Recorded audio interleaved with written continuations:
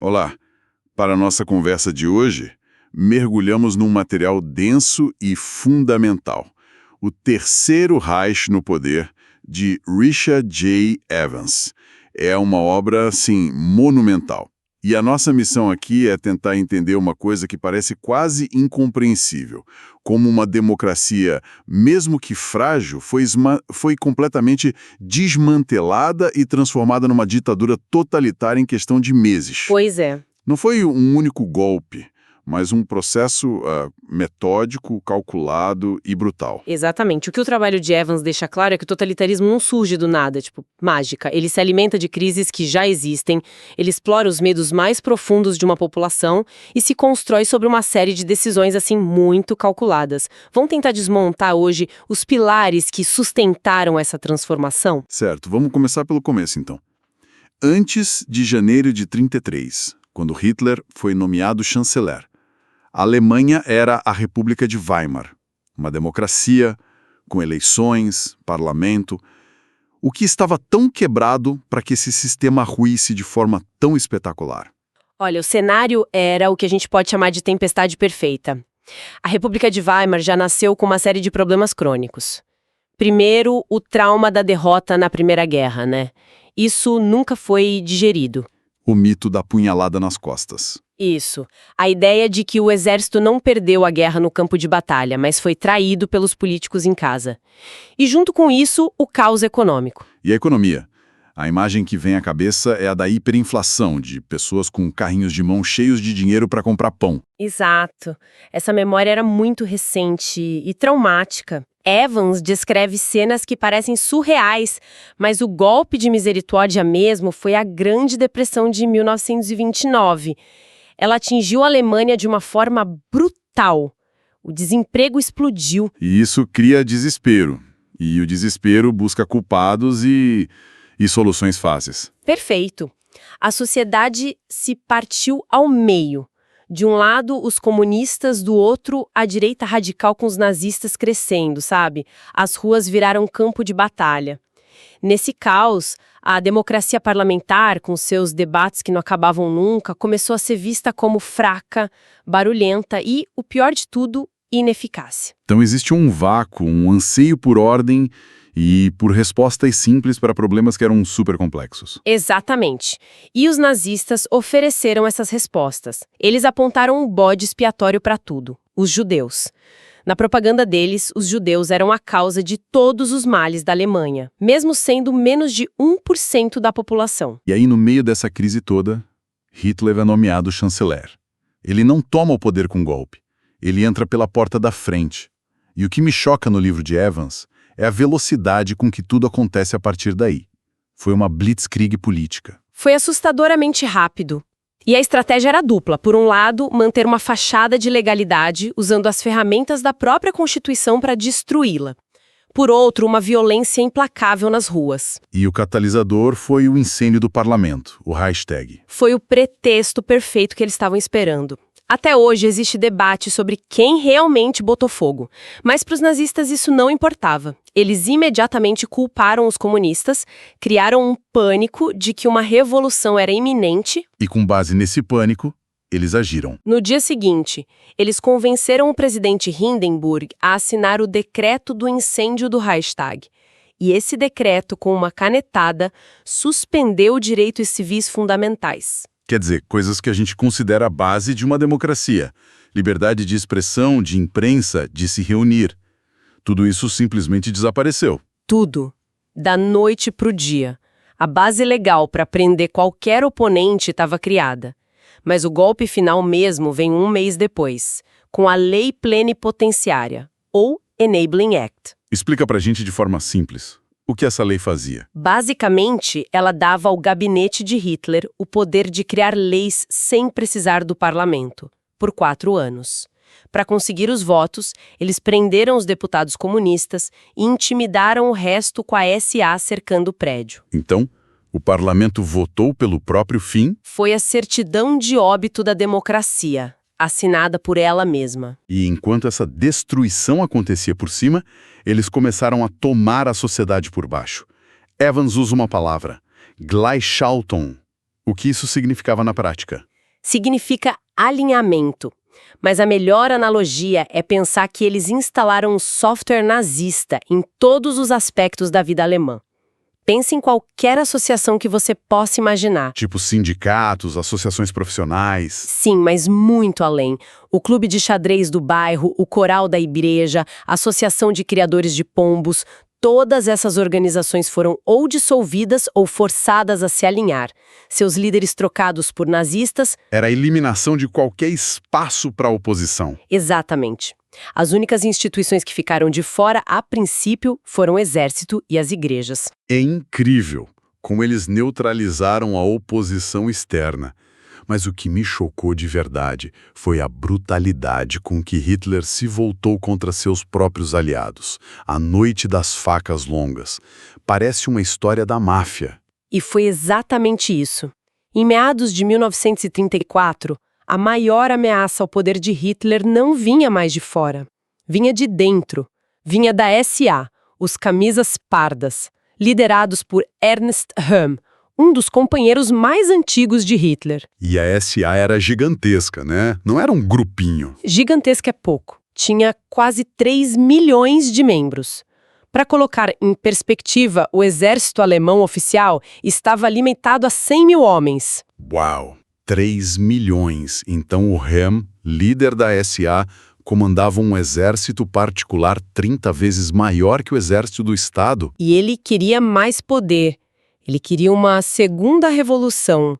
Ele queria que a SS se tornasse o novo exército alemão com ele no comando. Só que eles eram indisciplinados, violentos e assustavam a elite conservadora e os generais. Gente que o Hitler precisava. Exato.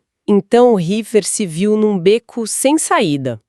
Tinha que escolher entre os brutamontes que o ajudaram a chegar ao poder e os generais que ele precisava para a guerra que ele já planejava. E a solução dele foi? Brutal. Cirúrgica e brutal. No fim de semana de junho de 1934, usando a SS, ele desencadeou um expurgo. Röhm foi preso e assassinado, junto com centenas de líderes da SA, e eles aproveitaram para eliminar velhos inimigos, como o ex-chanceler Kurt von Schleicher, morto em casa com a esposa. E as consequências disso foram enormes, né? Profundas. Primeiro, a mensagem foi clara. Ninguém estava seguro. Qualquer um que virasse um obstáculo seria eliminado. Segundo, ele selou a aliança com o exército. Os generais respiraram aliviados. E aí veio o juramento de lealdade? Exato. Depois que Hindenburg morreu, em vez de jurar lealdade à Constituição, cada soldado jurou lealdade pessoal e incondicional a Adolf Hitler. O exército se tornou uma ferramenta pessoal dele. E, por último, a ascensão da SS de Himmler, que se tornou a espinha dorsal do terror. E Hitler justificou os assassinatos dizendo que agiu como o juiz supremo do povo alemão. A vontade de um homem virou lei. Esse é o princípio fundamental do regime. O Führer está acima de qualquer lei. Então, com o poder consolidado, como era viver sob esse regime? O livro fala de um conceito que eu achei arrepiante: o estado dual. Esse conceito é a chave. Imagine o seguinte: por um lado, você tem o estado normativo. A vida na superfície continua. Você vai trabalhar, paga impostos, os trens funcionam, uma aparência de normalidade. Mas, ao mesmo tempo, operando em paralelo. Exato. Em paralelo e com poder absoluto, existe o estado prerrogativo, o domínio da vontade do Führer, executada pela Gestapo e pela SS.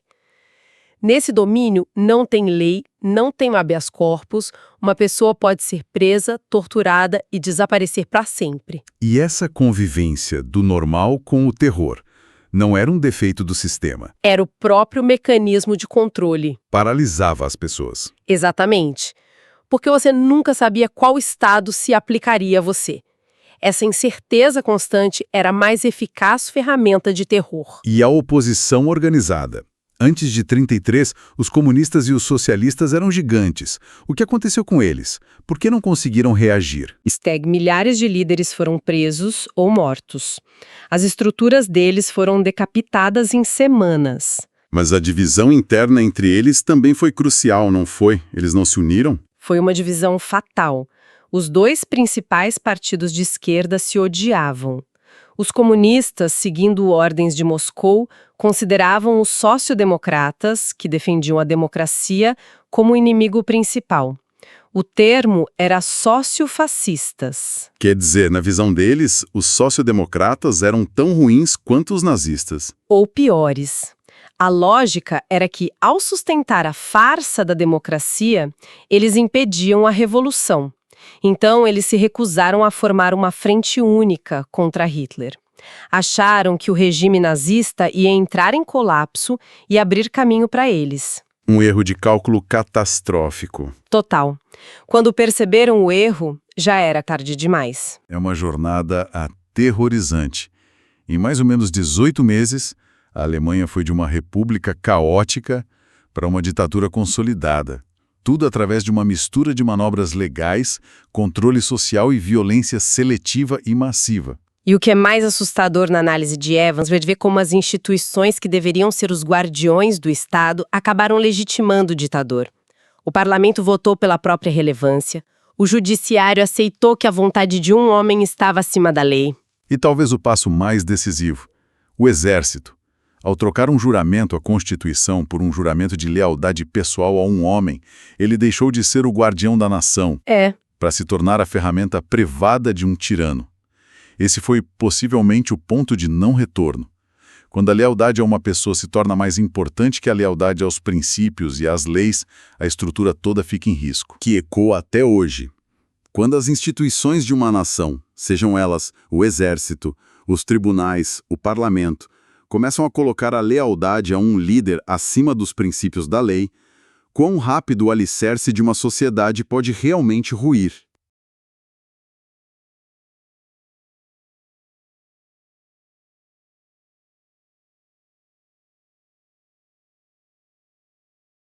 Olá, seja bem-vindo, seja bem-vinda a mais uma conversa aprofundada. Hoje, a gente continua a explorar a ascensão do Terceiro Reich, mas olhando para dentro da máquina. Vamos deixar um pouco de lado as grandes batalhas para focar numa pergunta que talvez seja ainda mais perturbadora. Como é que um regime não só toma o poder, mas transforma a alma de uma nação? Como ele redesenha a justiça, a rotina, até o pensamento das pessoas? Essa é a grande questão, né? Porque as fontes que a gente analisou para hoje, elas mostram que não se tratava só de repressão. Era um projeto muito mais ambicioso, quase uma reengenharia da sociedade, da psicologia coletiva mesmo. Exatamente. Então, a nossa missão aqui é entender as ferramentas que possibilitaram isso. Os documentos apontam para 3 pilares: a lei transformada em arma, a brutalidade sistematizada dos campos de concentração e, claro, a máquina de propaganda que funcionava 24 horas por dia. Para começar, eu acho que o ponto de partida tem que ser a lei.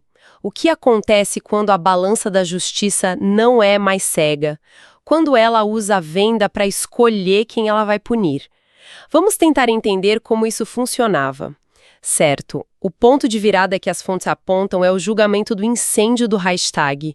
Eu sempre pensei nesse caso como um grande evento político, mas os detalhes jurídicos são, impressionantes. As fontes dizem que ele foi usado para justificar uma coisa chamada lei retroativa. Isso soa meio técnico, mas a implicação é enorme, não é? É gigantesca. Em termos simples, uma lei retroativa significa que você pode ser punido hoje por algo que fez ontem, com base numa lei que não existia quando você cometeu o ato. Exato. No caso do incêndio, a pena de morte para esse tipo de crime foi instituída depois do incêndio ter acontecido. É como se as regras de um jogo de futebol fossem mudadas no último minuto, sabe? Para validar um gol que antes era ilegal. Isso destrói qualquer previsibilidade. É a anulação completa do princípio de que você precisa saber as regras antes de jogar. E o objetivo, pelo que os textos indicam, Não era só punir o incendiário, o Vanderlube, era criar um bode expiatório, culpar o Partido Comunista e justificar uma onda de repressão. Exato. Foi o pretexto perfeito. E essa nova justiça foi institucionalizada logo depois, em 1934, com a criação do Tribunal Popular. O nome soa quase democrático, Tribunal do Povo, mas era o oposto, né? Pelo que as fontes descrevem. Era um tribunal político, com juízes do Partido Nazista, da SS. O que é fascinante aqui, de um jeito bem assustador, é a mudança na filosofia por trás da justiça. Tem um documento da época, citado nas fontes, que diz que o juiz não deveria mais ser um aplicador neutro da lei. Ele devia agir como um membro da comunidade viva do povo alemão. Nossa! Ou seja, o trabalho dele passou a ser extirpar os inimigos do Estado. A imparcialidade, que é a base do direito, foi jogada pela janela. E foi substituída por um conceito vago e perigosíssimo: o sentimento racial do povo. A lei virou só uma ferramenta. E isso leva a situações que parecem saídas de um livro de ficção distópica. O caso de Ernst Thälmann, o líder comunista, é um exemplo que as fontes detalham bem. Ele ficou preso por 11 anos, mas nunca foi a julgamento. Por quê? Se o sistema já estava corrompido, por que não fazer um julgamento espetáculo e condená-lo de vez? Porque eles tinham medo. No julgamento público, mesmo que controlado, sempre tem um risco, sabe? Thälmann era uma figura conhecida internacionalmente. Um debate público poderia gerar simpatia por ele ou expor as fragilidades da acusação. Então, eles usaram uma ferramenta muito mais eficiente e silenciosa: a custódia preventiva. Certo, custódia preventiva. Como isso funcionava na prática? Era basicamente um sistema de justiça paralelo, um buraco negro legal. A Gestapo e a SS podiam prender qualquer pessoa, por tempo indeterminado, sem acusação formal, sem acesso a advogado, sem julgamento. Era o poder arbitrário na sua forma mais pura. Que loucura! E o mais chocante, como as fontes revelam, era a cumplicidade do sistema judiciário formal. Juízes e promotores, quando um prisioneiro político terminava de cumprir a pena, eles enviavam ofícios recomendando que ele fosse entregue à Gestapo para custódia preventiva. Na prática, o judiciário estava dizendo: olha, a nossa sentença não foi o suficiente, continuem a punição fora da lei. Então, se o sistema judicial estava sendo contornado desse jeito, com prisões sem fim, sem julgamento, o que acontecia com essas pessoas? Para onde elas iam? É aí que a história dos campos de concentração começa a tomar forma, né? Exatamente. A falência da lei abriu as portas para a consolidação dos campos. As fontes descrevem que, no início, em 1933, esses lugares eram improvisados, caóticos. Eram, assim, prisões selvagens, onde a violência era aleatória e brutal. Mas isso mudou muito rápido. E a figura central nessa mudança, segundo os textos, foi um homem chamado Theodor Eicke. Quem era ele? E o que ele fez de tão diferente em Dachau que virou um modelo para todos os outros campos? Eicke era um oficial da SS fanático e extremamente metódico. Quando ele assumiu o comando de Dachau, ele percebeu que a violência caótica era ineficiente. A inovação dele foi criar um sistema, uma burocracia para a brutalidade. Uma burocracia para a brutalidade é uma ideia bizarra. Como assim? Criar formulários para tortura? É quase isso. Ele criou um manual de regras detalhado. Punições como açoitamentos, por exemplo, não podiam ser dadas por qualquer guarda a qualquer momento. Elas precisavam ser solicitadas por escrito, aprovadas por um superior e registradas num formulário. Meu Deus! Isso criava uma fachada de ordem, de legalidade. A violência deixava de ser o ato impulsivo de um guarda sádico para se tornar um procedimento administrativo, uma política institucional. E isso é muito mais perigoso. Porque torna a violência impessoal, eu imagino. Transforma o guarda num mero funcionário cumprindo ordens. Precisamente. E esse é o ponto central. Essa burocracia servia para desumanizar todo mundo. Desumanizava os prisioneiros, transformados em números num formulário, e desumanizava os guardas, que eram instruídos a extirpar toda e qualquer simpatia. Eles não estavam mais agredindo uma pessoa, estavam aplicando o parágrafo X do regulamento, sabe? Os relatos que as fontes trazem de quem esteve lá são de gelar o sangue. Walter Poller, um prisioneiro de Buchenwald, ele descreve o discurso de boas-vindas. Um oficial da SS lia as regras e terminava dizendo: "Vocês são ignóbeis e indefesos. Vocês não têm direitos, sua sina é a de um escravo."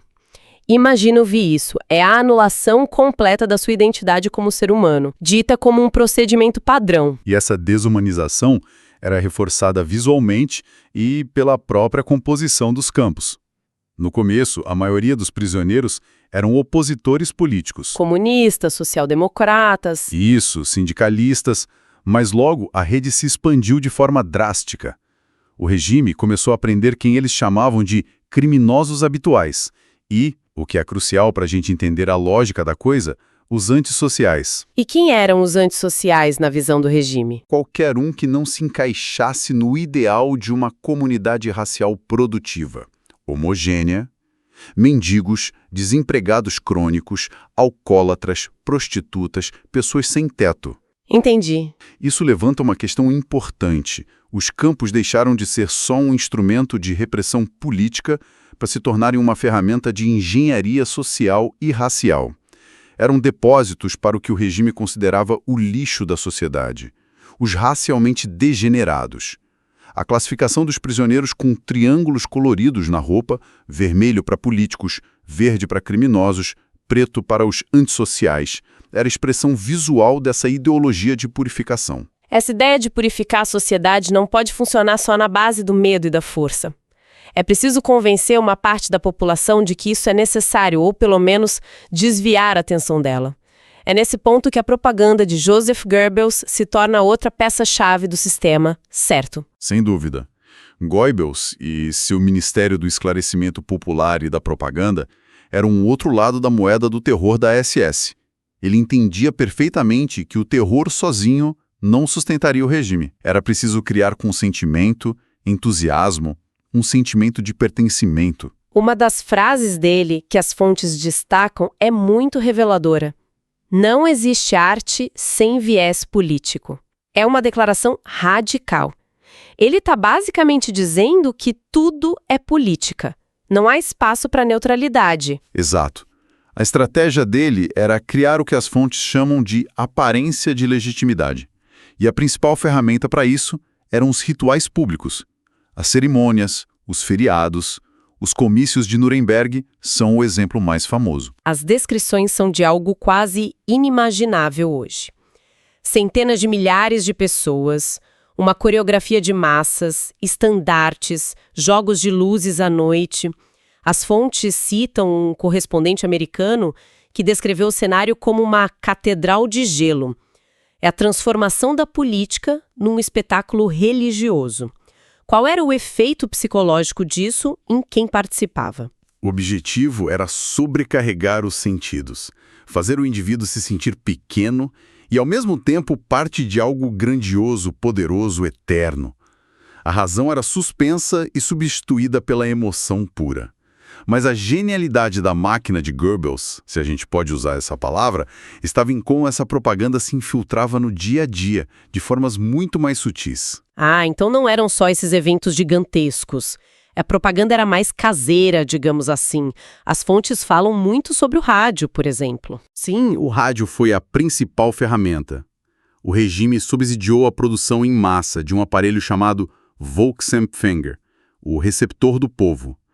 Era um rádio muito barato que a maioria das famílias podia comprar. Só que ele tinha um detalhe crucial. O design dele limitava a sintonia, dificultava ou impossibilitava captar estações estrangeiras. Assim, a voz do regime era, para muita gente, a única voz que entrava na sala de estar. Além do rádio, o cinema. A indústria foi totalmente controlada, purgada de judeus e opositores, e os filmes que eram produzidos eram todos de propaganda explícita. Nem sempre, e aí está a astúcia. Muitos eram comédias românticas, dramas familiares, filmes de aventura, puro escapismo. Só que, embutida nessas histórias, sempre tinha uma mensagem sutil. A exaltação da vida no campo, do sangue solo, o heroísmo militar. Ah, entendi. E claro, os noticiários exibidos antes de cada filme eram pura propaganda estatal. E por fim, os rituais diários. A obrigatoriedade da saudação Heil Hitler. Uma coisa tão pequena, mas que as fontes mostram como um mecanismo de controle social poderosíssimo. Pensa nisso. Cada vez que você entrava numa loja, encontrava um vizinho na rua ou começava uma reunião de trabalho, você era forçado a fazer uma declaração pública de lealdade. Recusar-se a fazer a saudação te marcava imediatamente como um estranho, um dissidente em potencial. Isolava a pessoa na hora. Nossa, é verdade. Isso nos leva ao que o próprio Goebbels, numa citação dos nossos documentos, chamou de o segredo da propaganda. Impregnar a pessoa das metas sem que ela perceba que está sendo impregnada. A propaganda mais eficaz é a que não parece propaganda. Ok, então o quebra-cabeça está se montando. Temos um sistema legal distorcido, campos que funcionam como laboratórios de violência e uma máquina de propaganda que molda a realidade. Mas como isso tudo se mantinha no dia a dia? Eu sempre tive a imagem da Gestapo, a polícia secreta, como uma organização onipresente com um agente em cada esquina. Mas as fontes dizem que isso é, em grande parte, um mito. É um mito muito poderoso, mas a realidade era diferente. A Gestapo era uma organização surpreendentemente pequena. Uma cidade grande como Hamburgo, com mais de 1 milhão de habitantes, tinha talvez menos de 50 agentes da Gestapo. Eles não tinham a menor condição de vigiar todo mundo. Como assim? O sistema só funcionava por causa de um ingrediente crucial: a denúncia feita por cidadãos comuns. O terror, em grande medida, foi terceirizado para a própria população. A ideologia era um fator, claro. Tinha os nazistas convictos, mas as fontes são claras ao mostrar que uma proporção gigantesca das denúncias não tinha nada a ver com política. Eram motivadas por conflitos pessoais, inveja do vizinho que tinha um carro novo, uma disputa por promoção no escritório, vingança por um caso amoroso. Coisas banais. Coisas banais, uma briga de bar. O regime foi muito hábil em criar canais para que essas paixões humanas mais mesquinhas fossem usadas como ferramenta de controle. Isso cria um clima de paranoia total. O diário de Viktor Klemperer, um professor judeu que as fontes citam, captura essa atmosfera perfeitamente. Logo em 1933, ele escreve: "Ninguém ousa dizer mais nada, tá todo mundo com medo. Uma piada contada no lugar errado, uma reclamação sobre o preço do pão, tudo podia levar a uma batida na porta na manhã seguinte." Exatamente. E o mais incrível, e talvez a parte mais assustadora das fontes que a gente analisou, é como esse terror psicológico penetrou no subconsciente das pessoas. Tem o trabalho de uma jornalista, Charlotte Berardi. Sim, essa parte sobre os sonhos é uma das coisas mais perturbadoras que eu já li. O regime conseguiu invadir até o espaço mais privado da mente humana. Você pode nos dar alguns exemplos desses sonhos que ela coletou? Eles são muito reveladores. São impressionantes. Ela começou a coletar secretamente os sonhos de alemães comuns a partir de 33. Um médico sonhou que as paredes do consultório dele, de repente, ficavam transparentes e um alto-falante na rua anunciava os diagnósticos dele para todo mundo. Que horror! Uma mulher sonhou que estava num evento e era a vez dela de fazer a saudação nazista, mas o braço dela simplesmente não levantava, ficava paralisado. Outra pessoa sonhou que a saudação Heil Hitler era proibida, mas ela não conseguia parar de dizê-la. Nossa! Os sonhos mostram que a vigilância não era mais só externa vinda do Estado, ela foi internalizada. As pessoas começaram a se policiar até dormindo. É a peça final do quebra-cabeça. O sistema se fecha aí. Você tem o terror que vem de cima para baixo, do Estado, da SS, dos campos. Mas ele só se sustenta por causa da autovigilância que vem de baixo para cima da sociedade. O regime não precisava de um agente em cada casa, porque as pessoas começaram a vigiar umas às outras e, no fim das contas, a vigiar a si mesmas. Seus pensamentos, suas palavras e, como a gente vê, até seus sonhos. Quando a gente junta todas essas peças, a lei como arma, a violência burocratizada, a propaganda que cria uma realidade paralela e a cultura do medo, o que emerge não é só um sistema de opressão. É um ecossistema completo de controle, que se autoalimenta. Exato.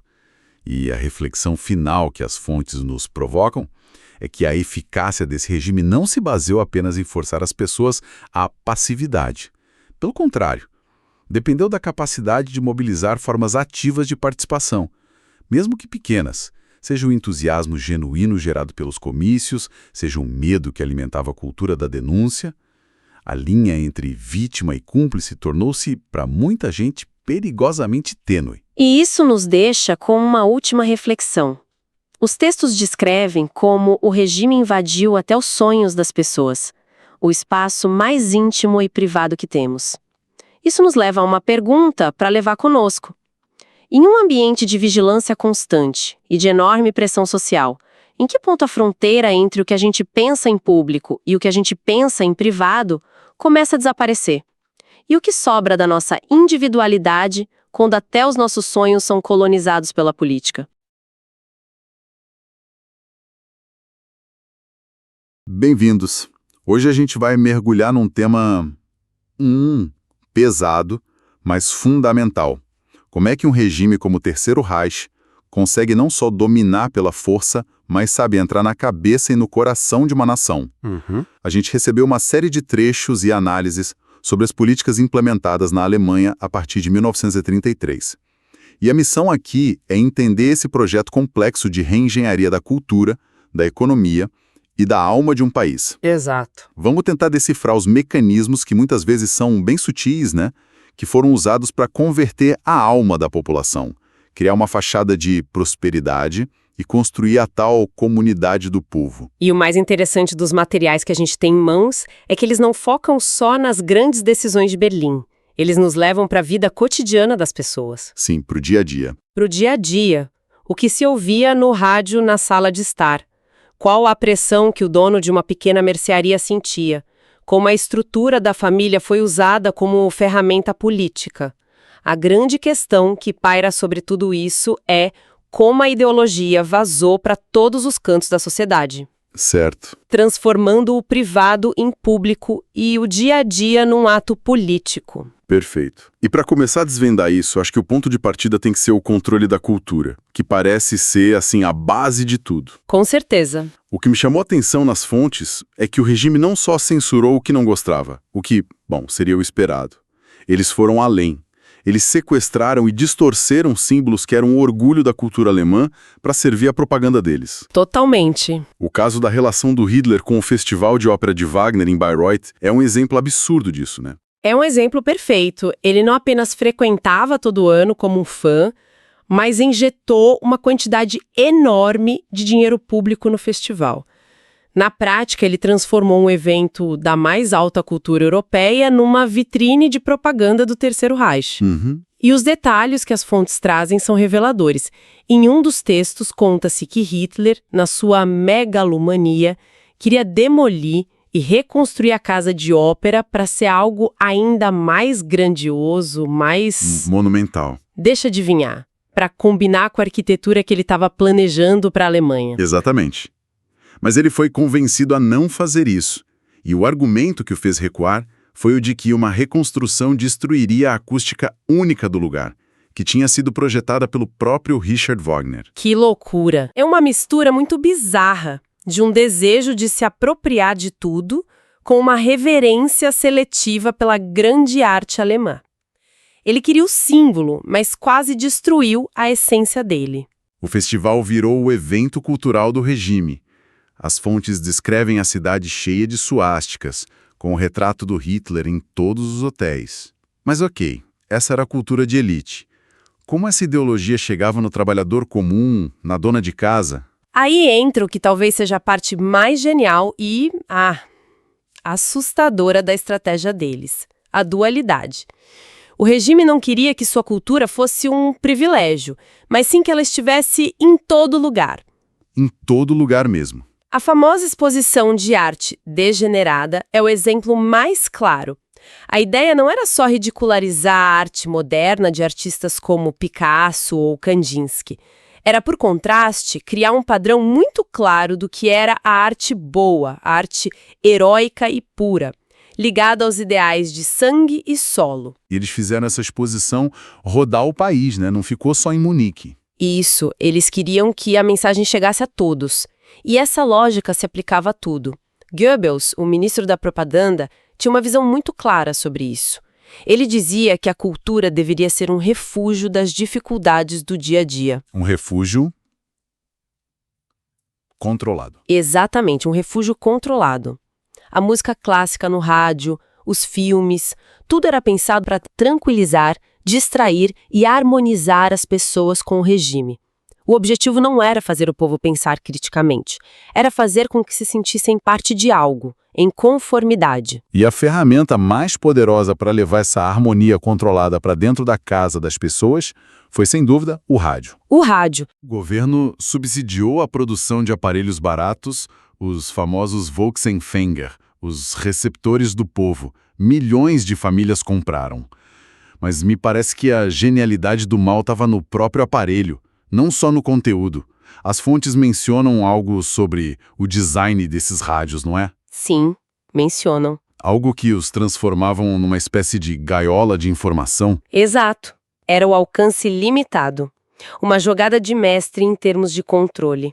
Os aparelhos eram projetados para sintonizar bem as estações alemãs, locais e regionais, mas era muito difícil, quase impossível, captar sinais de estações estrangeiras, como a BBC de Londres. Ah, entendi. Era uma forma sutil, mas extremamente eficaz de criar uma bolha de informação. O mundo lá fora, com suas críticas e visões diferentes, simplesmente deixava de existir para milhões de pessoas. Você só ouvia a versão oficial da realidade. E o mais irônico é que o próprio Goebbels se preocupava com a qualidade da programação. Tem uma parte nas fontes que diz que ele reclamava que os programas não podiam ser chatos, que propaganda óbvia demais afastava o ouvinte. Pois é. Ele chegou a limitar o tempo de discursos políticos no ar, pedindo mais música. É quase uma preocupação com a experiência do usuário do totalitarismo. A propaganda mais eficaz é aquela que não parece propaganda. E o controle ia ainda mais fundo, chegava na própria linguagem que as pessoas usavam. Um dos textos que a gente tem menciona o trabalho de um filólogo chamado Victor Klemperer, que viveu sobre o regime e analisou o que ele chamou de LTI, Língua Tertii Império, a linguagem do Terceiro Reich. A linguagem do Terceiro Reich. Isso. E o ponto central dele é que a grande mudança não foi a invenção de palavras novas, mas o sequestro e a ressignificação de palavras que já existiam. Então não é como criar um vocabulário novo do zero, tipo a nova língua do livro 1984, de Orwell, mas algo mais sutil. Pegar uma palavra que todo mundo usa e virar a chave do significado dela. Exatamente. É mais insidioso. Palavras como fanático, brutal ou implacável, que eram críticas, de repente viram um elogio quando aplicadas à causa nazista ou à determinação do Führer. Nossa! E a vida inteira passou a ser descrita com metáforas de batalha.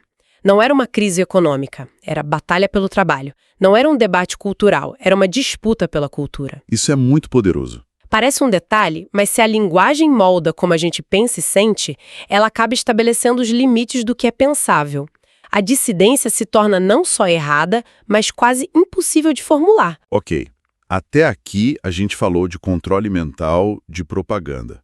Mas tem uma parte dessa história que sempre me confundiu. A economia. Porque a narrativa que o regime vendeu, e que muita gente comprou na época, era de que Hitler acabou com o desemprego, que trouxe prosperidade depois da crise terrível de 1929. Sim, essa foi a grande vitrine deles. E os números à primeira vista parecem confirmar isso. É aqui que o negócio fica complexo de verdade. Fica mesmo, porque a propaganda foi extremamente eficaz nesse ponto. Eles chegaram ao poder com 6 milhões de desempregados e, em poucos anos, a Alemanha tinha praticamente pleno emprego. E como eles fizeram isso? Lançaram programas de obras públicas gigantescos, os programas Reinhardt, construindo aquelas famosas autoestradas, as Autobahnen, canais, prédios públicos. E essa é a imagem que ficou, certo?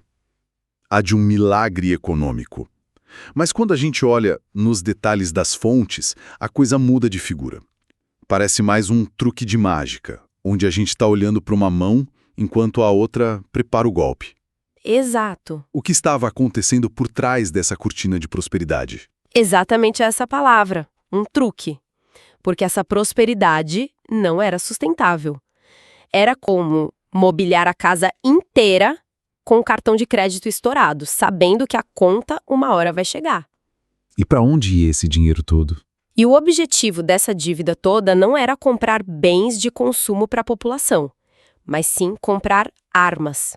O motor da economia era, desde o início, a preparação para a guerra. E como eles escondiam essa dívida? Com uma contabilidade muito criativa. As fontes descrevem um mecanismo chamado letras MEFO. Eram, na prática, títulos de crédito emitidos por uma empresa de fachada para financiar o rearmamento sem que essa despesa aparecesse no orçamento oficial do governo. Uma contabilidade paralela, então. Exato. A dívida pública estava explodindo, mas de forma oculta. E tudo isso estava ligado a um conceito central para Hitler, a autarcia, a autossuficiência. Ele era obcecado com a ideia de que a Alemanha não podia depender de importações, lembrando do bloqueio na Primeira Guerra. O que, por sua vez, se conecta com a ideia de Lebensraum, o espaço vital. Perfeito. A solução final para a economia, na cabeça dele, não era o comércio, é a conquista. A conquista de territórios no leste europeu para explorar seus recursos naturais e agrícolas. A guerra não era um acidente ou uma consequência. Era o objetivo final para o qual toda a economia estava sendo organizada desde o primeiro dia. A prosperidade era o anestésico para a população aceitar o caminho para o conflito. E as grandes empresas alemãs, como a Krupp do aço ou a IG Farben da química, elas embarcaram nisso por vontade própria. Não foi uma nacionalização como na União Soviética, mas elas pareciam bem alinhadas. O modelo era diferente. O regime não nacionalizou, mas pressionou, coagiu e incentivou o setor privado a se alinhar aos seus objetivos. A IG Farben, por exemplo, foi fortemente pressionada a investir fortunas no desenvolvimento de combustível sintético a partir do carvão. Para diminuir a dependência do petróleo. Isso, para diminuir a dependência do petróleo importado. A Krupp viu seus lucros dobrarem, mas perdeu completamente sua independência, passando a produzir quase exclusivamente para o esforço de guerra. Havia uma tensão constante, mas no final a ideologia e os objetivos do partido sempre venciam a lógica puramente econômica do lucro. Mas essa pressão sobre as grandes empresas era só uma parte da história, né? Porque para criar essa prosperidade para alguns, o regime precisava tirar de outros. E é aí que a gente entra na parte realmente sinistra dessa engenharia econômica, a pilhagem. E essa é a chave para entender tudo. A chamada arianização da economia. Grande parte da recuperação econômica e da prosperidade para os alemães considerados arianos foi construída sobre o roubo sistemático de propriedades, lojas, fábricas e contas bancárias de judeus. Meu Deus. As fontes trazem um relato chocante de um empresário de Munique que era membro do partido e escreveu uma carta em 1938 dizendo que sentia nojo dos métodos brutais e da ganância com que outros membros do partido estavam se apoderando dos negócios judaicos. Ele chamou de abutres. Então, na prática, o milagre econômico não foi um milagre.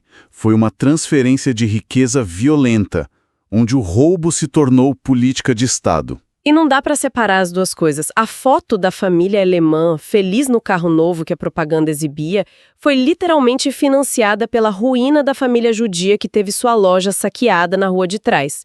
Uma coisa pagou pela outra. O que nos leva à grande promessa que amarrava tudo isso. A ideia da Volksgemeinschaft, a comunidade do povo. Era a promessa de apagar as antigas divisões de classe, de religião, todas as divisões que tanto tinham fragmentado a Alemanha e criar uma comunidade única, forte, baseada na raça. Hitler sempre fazia questão de se apresentar como um trabalhador de origem, alguém que veio do povo para unir o povo. E eles criaram instituições gigantescas para dar uma cara concreta a essa promessa.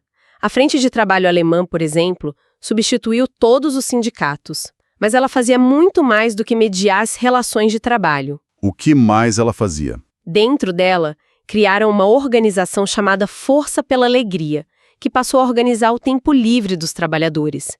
Eles promoviam viagens de férias, eventos esportivos, concertos, peças de teatro e até cruzeiros marítimos, tudo a preços subsidiados, ridiculamente baratos. Isso é inacreditável. Imagina um trabalhador de fábrica que nunca tinha saído da sua cidade, de repente tendo a chance de fazer um cruzeiro pelo Mediterrâneo. Isso deve ter sido imensamente popular. Foi uma das ferramentas de propaganda mais populares do regime. Mas, claro, tinha um preço.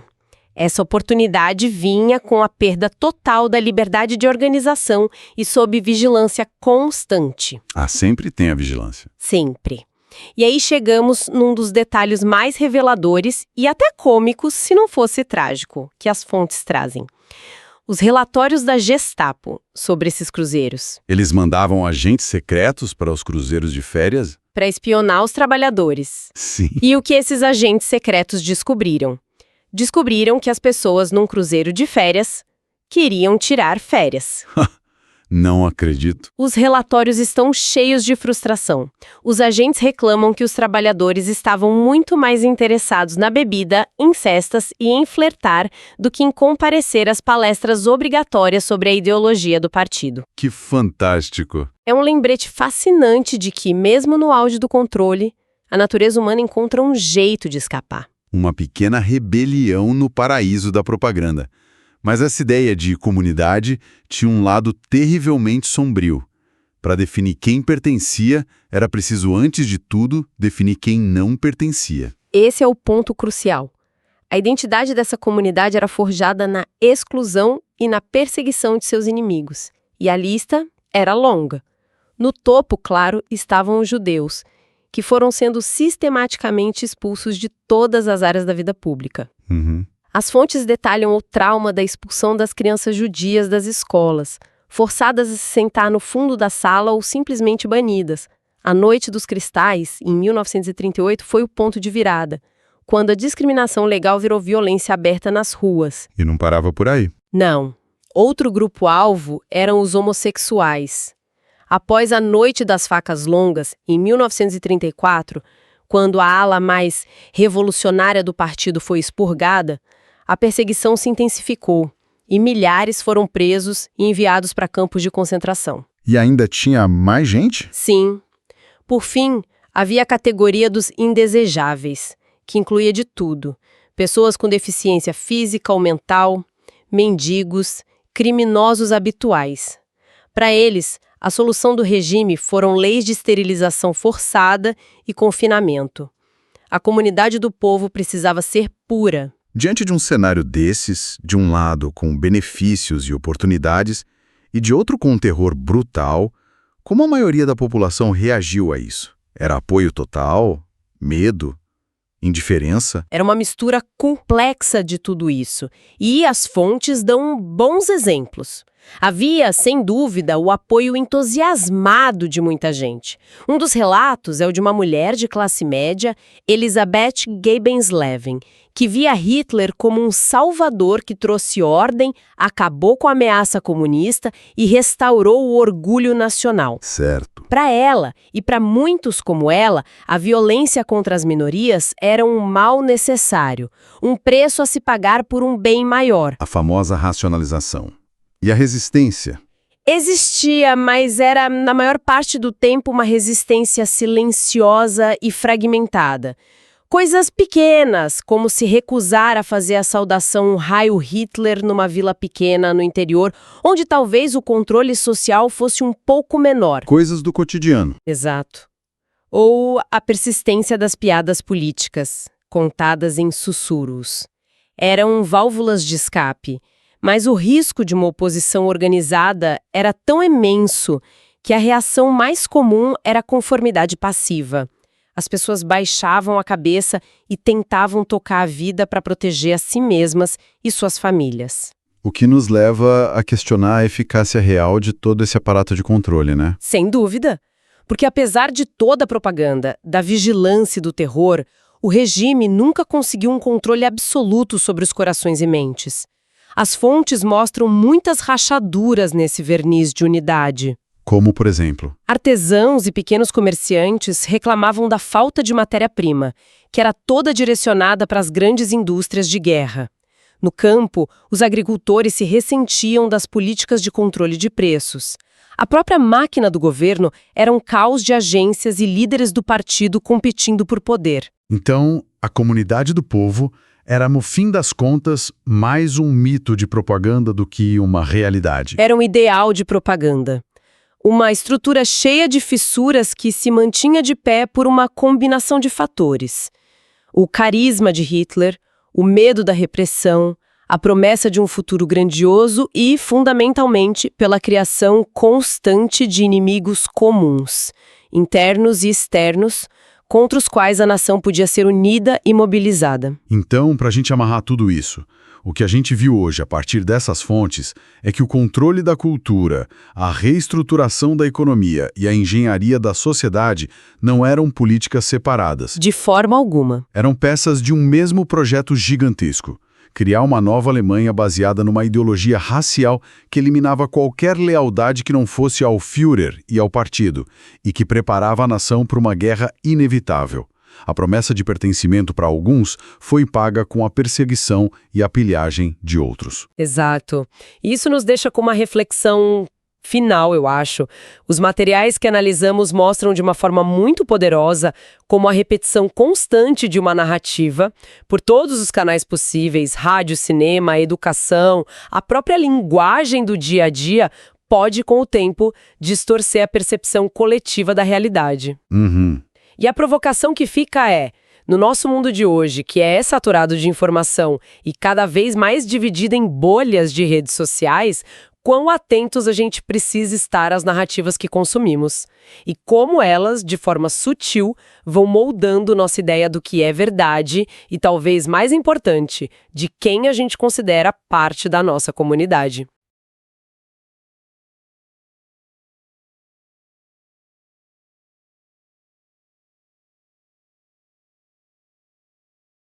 Olha, quando a gente pensa no Terceiro Reich, a primeira imagem que vem é, sei lá, controle militar, político, né? Com certeza. Marchas, discursos gigantescos, a máquina de guerra. Exato. Mas e o controle da alma, da cultura, da fé? Como é que um regime totalitário tenta moldar o que as pessoas ouvem? No que elas acreditam, como elas rezam. Isso é uma camada muito mais profunda. Sem dúvida, e é uma parte que muitas vezes a gente esquece. O controle total não se contenta com a obediência do corpo, ele quer a conversão da mente. Exato.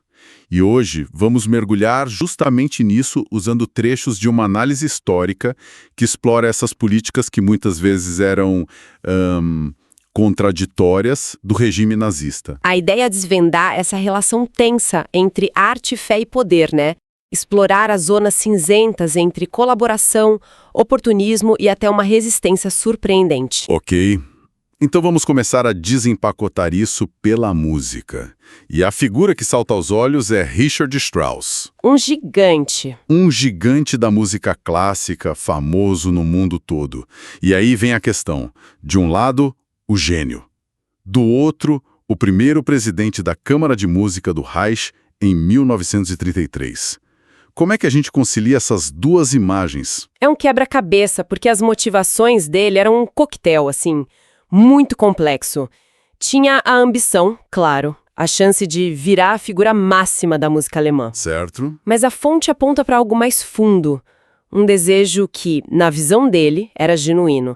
Ele queria proteger o que considerava a tradição musical alemã. Proteger do quê, exatamente? Da modernidade. Exatamente. Proteger contra o que ele via como a enxurrada de música popular, jazz, atonalidade, tudo que vinha na República de Weimar. E, por baixo de tudo isso, tinha uma camada de uma profunda insegurança pessoal. Insegurança. A gente está falando de Richard Strauss, o autor de Assim Falou Zaratustra. Sim, por mais famoso que fosse, ele tinha uma consciência aguda de que talvez não estivesse no mesmo panteão de um bar. Nossa. Tem um comentário famoso dele, cheio de autodepreciação, onde ele diz algo como: posso não ser um compositor de primeira classe, mas se via como um compositor de segunda classe de primeira categoria. Entendi. Ele se sentiu um guardião de uma tradição. Exato. Talvez o último grande elo dessa corrente. E aqui é onde a coisa fica realmente interessante. porque ao mesmo tempo que ele aceita esse cargo, que é um símbolo do poder cultural nazista, ele está numa batalha pessoal para proteger o colaborador dele, o libretista judeu Stefan Zweig. Pois é, a ópera deles, A Mulher Silenciosa, vira o centro dessa tensão toda, né? Totalmente. É um microcosmo de toda a tragédia. Strauss bate o pé para que o nome de Zweig, que já estava exilado, apareça no programa. O regime reluta, mas cede, e a ópera estreia. Mas não para por aí. Não. Nos bastidores, a Gestapo já estava de olho. Eles interceptam uma carta de Strauss para o Zweig, em junho de 1935. Nossa, e o conteúdo devia ser? Explosivo. Para a posição dele era devastador. Na carta, Strauss diz para o Zweig que não se importa com jornais ou ideologias e que ele só age como presidente da Câmara para, fazer o bem e evitar desastres maiores. Basicamente, ele se descreve como apolítico. Exato. Tentando usar a posição para proteger a arte.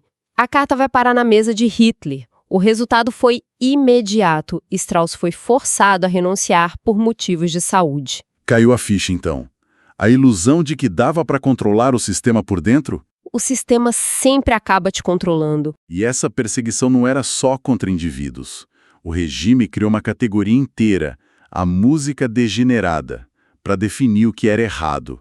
O que caía nesse balaio? O que é fascinante aqui é a arbitrariedade da definição. Degenerada era basicamente qualquer música que não se encaixava na ideologia. Por exemplo? Primeiro, a música atonal de Arnold Schoenberg, vista como intelectual demais, caótica, judaica. Segundo, o jazz, que eles associavam a negros e judeus, considerado primitivo e lascivo. E, claro, qualquer obra de compositores de ascendência judaica, como o celebrado Félix Mendelssohn. É uma campanha de difamação muito bem organizada. Como eles levaram isso para o público? De forma espetacular. Em 1938, em Düsseldorf, eles montaram a Exposição de Música Degenerada. Nos moldes da de arte degenerada, imagino. Exatamente. O organizador descreveu na abertura como um verdadeiro sabá de bruxas, o retrato do bolchevismo cultural. Eles criaram cabines de áudio onde as pessoas podiam ouvir trechos para supostamente constatar por si mesmas como eram terríveis. Criando um inimigo cultural claro e visível. Isso. Então, se essa era a música proibida, o que o regime queria que o povo ouvisse? Imagino Wagner em primeiro lugar. Sem dúvida. Richard Wagner era a obsessão pessoal de Hitler. O regime injetou rios de dinheiro no Festival de Bayreuth, transformando num evento de propaganda nacional com suásticas por todo lado. Mas, curiosamente, o maior sucesso musical da época não foi uma redescoberta de Wagner. Foi uma obra nova, Carmina Burana, de Karl Orff, que estreou em 1937. espera aí. Carmina Burana. É irônico, porque hoje ela é usada em todo lugar, de filme a comercial. O que nela ressoou tanto com a estética nazista? Seria aquela energia primal? Você captou a essência. Orff, que antes era visto como um modernista, criou uma obra que parecia feita sob medida para o regime, mesmo que essa não fosse a intenção. Como assim? Os ritmos poderosos, a simplicidade, o uso de textos medievais em latim. Tudo isso evocava um passado mítico, puro, de sangue solo.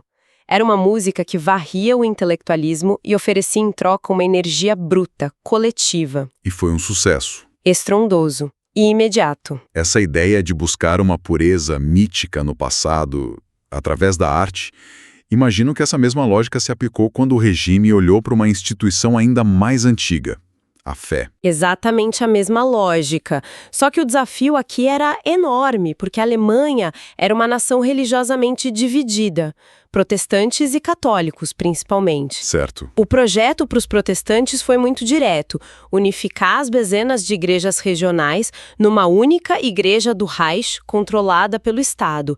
E para isso, eles apoiaram uma facção interna, o Movimento dos Cristãos Alemães. Que eram basicamente o braço religioso do partido. Exato. E até que ponto eles foram para fundir o cristianismo com a ideologia nazista? A fusão era total. Eles queriam uma cristandade positiva. A proposta mais chocante, sem dúvida, era remover o Antigo Testamento da Bíblia por considerá-lo um livro judeu. Nossa Senhora. E queriam reinterpretar Jesus como uma figura heróica ariana, um guerreiro contra a corrupção judaica. Isso é uma reescrita completa da teologia. Certamente gerou uma reação. É aí que surge a Igreja Confessante. Exatamente. Em oposição direta a essa tentativa de nazificação, pastores e teólogos formaram esse movimento. E uma de suas figuras mais proeminentes é também uma das mais complexas, Martin Niemöller. E quem era ele? Um ex-comandante de submarino na Primeira Guerra, um nacionalista fervoroso que, segundo as fontes, votou em Hitler em 1933. É um perfil surpreendente para um líder da resistência. O que fez ele mudar de lado? Niemöller representa o dilema de muitos conservadores. Ele apoiou a ascensão de Hitler porque via nele uma renovação nacional. Mas ele percebeu rápido que o objetivo do regime não era apoiar a igreja, mas sim subjugá-la. Então a resistência não era política, a princípio? Não era contra o nazismo em si, mas uma luta pela autonomia da fé contra a interferência do Estado. A trajetória dele me faz pensar imediatamente naquele poema famoso, Primeiro Pegaram os Comunistas. Vendo o histórico dele, a gente percebe que esse poema é menos uma abstração e mais um testemunho pessoal, quase uma confissão, não é? Exatamente isso, uma das declarações de remorso mais poderosas do século XX. Mas é crucial adicionar o contexto desconfortável que a nossa fonte apresenta. Que seria?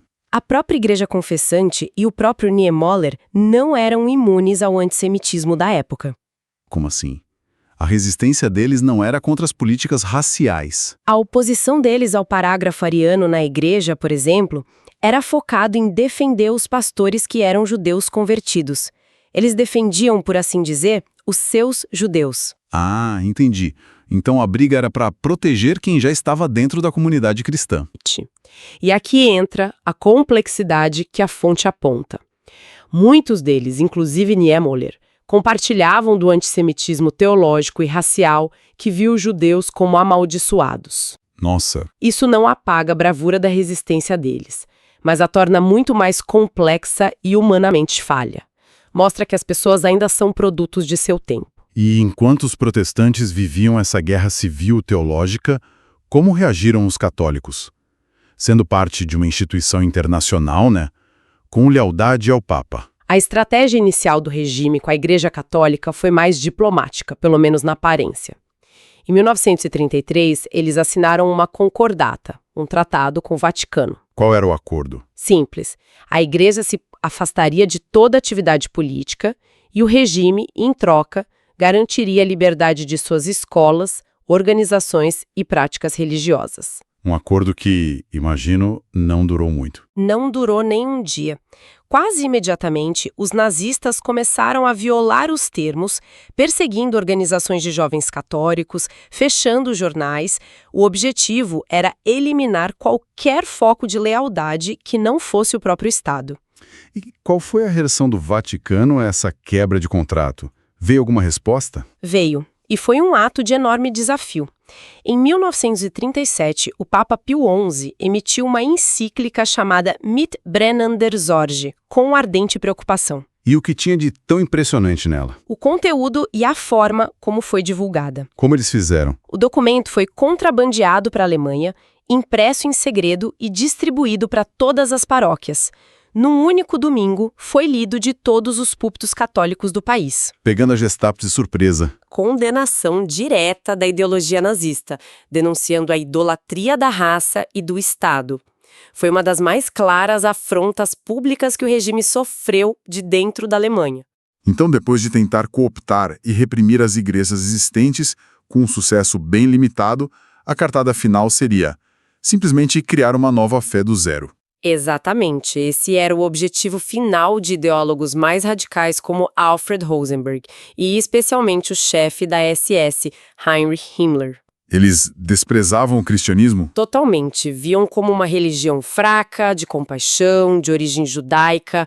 O projeto deles era substituí-lo por um neopaganismo germânico. Neopaganismo, resgatando rituais antigos e coisas do tipo? Isso. A ideia era reviver Mitos e rituais pré-cristãos da Alemanha, num culto baseado nos conceitos de sangue e solo.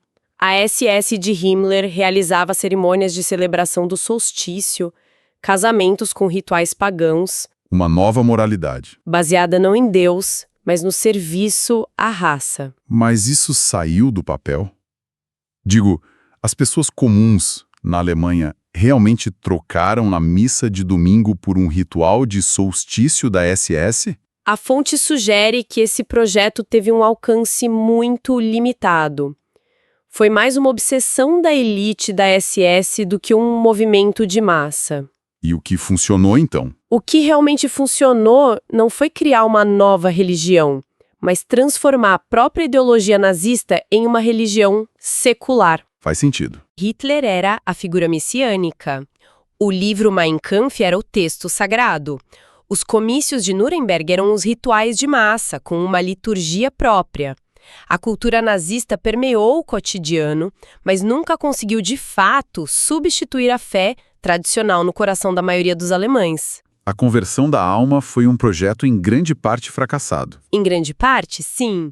Vimos hoje como um regime totalitário busca o controle absoluto e que essa batalha vai muito além do campo militar. É uma luta pela mente e pelo espírito.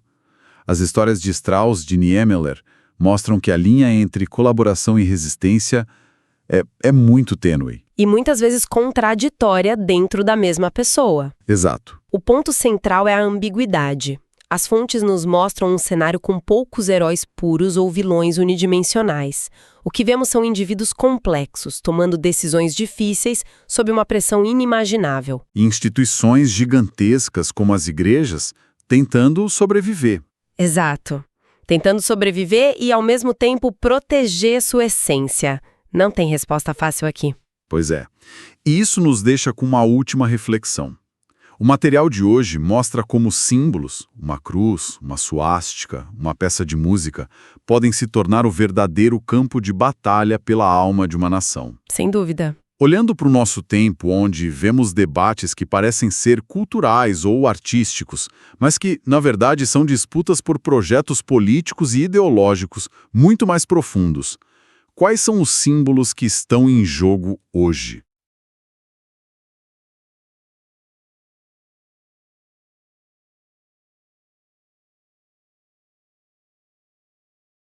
Bem-vindos à nossa análise. Hoje a gente vai mergulhar num período da história que, assim, todo mundo acha que conhece, mas quando olhamos como as coisas realmente funcionavam por dentro, a história é bem surpreendente. Pois é. As fontes que recebemos nos levam para o coração da Alemanha nazista, mas não para os campos de batalha. A gente vai para as salas de aula, para as fábricas e para os lares alemães. Exatamente. A ideia é entender como um regime, em pouquíssimos anos, conseguiu transformar uma nação inteira. A nossa missão aqui é, desmontar a propaganda e enxergar a realidade por trás de 3 grandes pilares que sustentaram essa transformação. Que seriam? A reforma do conhecimento, a suposta solução para o desemprego e o chamado milagre econômico. Certo, vamos empacotar isso. Porque o que as fontes revelam é que esses 3 projetos que parecem separados, né? Um intelectual, um social e um econômico. Sim. Na verdade, eles estavam totalmente interligados e todos serviam a um único e sombrio propósito. É isso. Quando a gente pensa em controle totalitário, logo vem à mente uma ordem rígida, imposta de cima para baixo.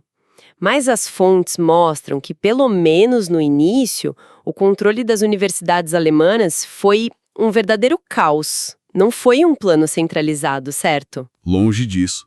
Foi uma disputa de poder caótica entre o Ministério da Educação, a Liga dos Estudantes Nazistas e vários outros oficiais do partido. Cada um querendo impor sua visão, sabe? Entendi. E o que é mais fascinante e um pouco assustador é que os próprios estudantes se tornaram a vanguarda do regime dentro dos campi. Como assim? Grupos de estudantes nazistas, liderados por figuras como Gustav Adolf Scheel, agiam como uma milícia.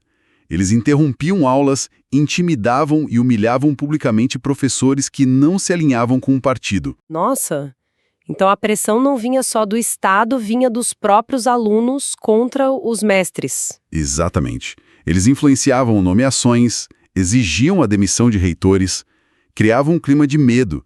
Tem um relato de um professor que, desesperado, escreveu que o objetivo parecia ser educar a juventude para uma sociedade enferrujada. Enferrujada? Isso. Ou seja, uma sociedade que não inova, que não pensa, apenas obedece uma estrutura rígida e sem vida. A universidade estava virando uma caserna. E isso se refletia no dia a dia dos estudantes? As fontes descrevem que eles eram obrigados a participar de treinamentos militares com a SA, a tropa de assalto do partido. Isso não era, sei lá, uma atividade extracurricular? Não, era parte da formação.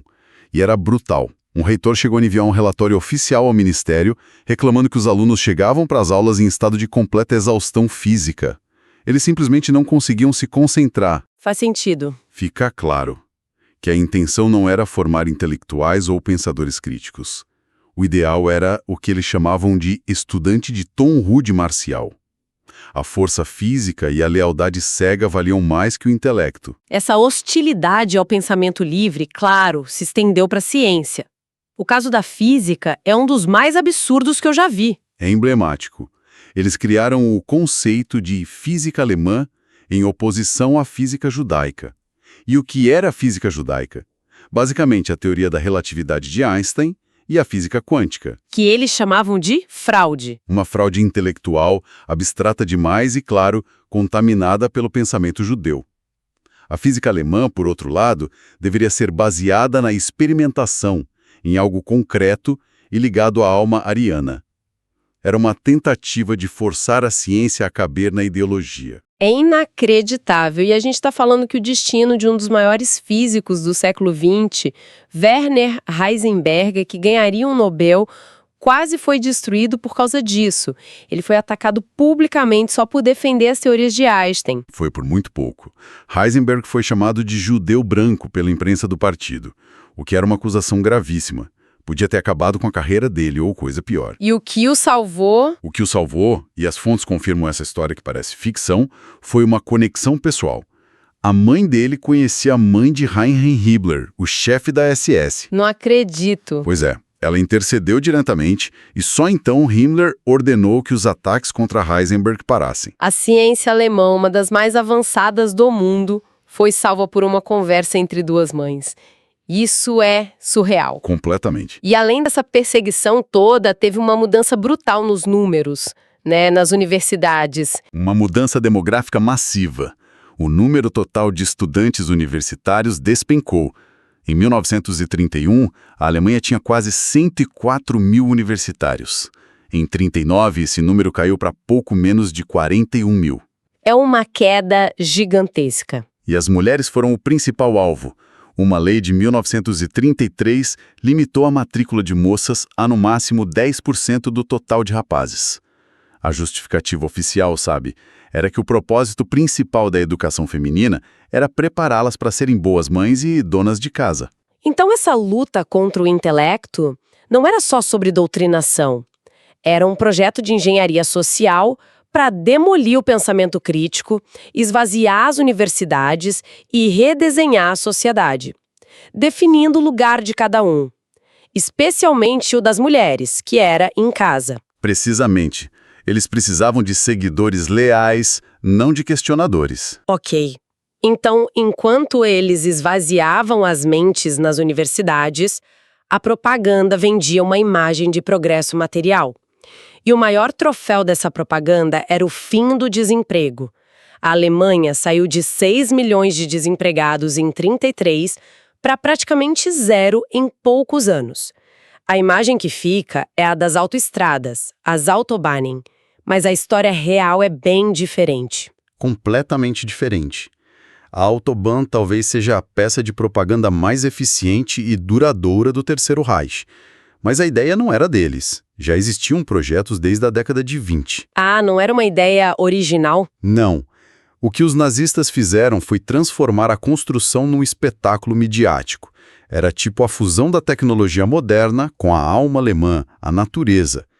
Hitler se envolvia pessoalmente aprovando o design das pontes para que parecessem harmoniosas com a paisagem. Por encenação, então. E o impacto nos empregos? Foi isso que tirou a Alemanha da crise? Nem de longe. No auge da construção, em 1935, pouco mais de 125 mil homens trabalhavam nas autoestradas. Isso é uma gota no oceano quando você tem 6 milhões de desempregados. Uma gota. Foi simbolicamente importante, mas economicamente o impacto real foi mínimo. Ok, a Autobahn foi mais marketing do que solução. Mas e o carro do povo, o Volkswagen? Isso é diferente, não? É um produto de consumo, algo que as pessoas poderiam comprar. Como eles conseguiram prometer um carro para cada família numa economia que ainda se recuperava? Parece bom demais para ser verdade. E era. O segredo do Volkswagen é que ele foi um dos maiores golpes em massa da história. O regime criou um sistema de poupança. O trabalhador pagava 5 Reichsmarks por semana e, quando juntasse o valor total, receberia o carro. A promessa da modernidade para a classe trabalhadora. Exato. E as pessoas acreditaram. Milhares delas. As fontes indicam que, no final de 1939, uns 270 mil alemães tinham depositado um total de 110 milhões de Reichsmarks nesse fundo. É. O problema é que ninguém, absolutamente ninguém, recebeu um carro. Em setembro de 1939, com o início da guerra, a fábrica novinha do Volkswagen foi imediatamente convertida para a produção militar. E o dinheiro? O dinheiro dos trabalhadores simplesmente sumiu nos cofres do Estado e foi usado para financiar o rearmamento. Pera um pouco. Então, se os dois maiores projetos de infraestrutura e consumo eram, na prática, propaganda ou um golpe, como é que o desemprego desapareceu? De 6 milhões para quase zero. A matemática não fecha. Onde foram parar essas pessoas? É que as estatísticas oficiais não mostravam a maquiagem, a manipulação dos números. Como assim? Foi uma combinação de fatores. Primeiro, eles continuaram alguns programas de criação de empregos do governo anterior. Mas o principal foi redefinir quem era considerado desempregado.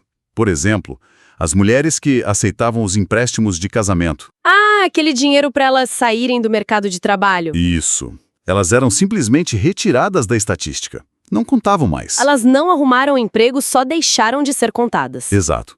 O mesmo para os trabalhadores em serviços voluntários, que de voluntário não tinham nada. Eram trabalhos forçados em condições péssimas, mas quem estava lá também saía da lista de desempregados. E claro, o fator decisivo. Em 1935, reintroduziram o serviço militar obrigatório. Tirou centenas de milhares de jovens do mercado de uma vez. De uma só vez. Somando tudo isso, os números caíram. Mas o verdadeiro motor que reaqueceu a indústria e gerou empregos de verdade não foi a batalha pelo trabalho, foi a batalha pelo rearmamento. Então essa é a peça que conecta tudo. O rearmamento não era só um programa de empregos, era o objetivo final. Mas para financiar algo dessa escala, de forma tão rápida, eles precisavam de alguém que entendesse de dinheiro, quase um mágico.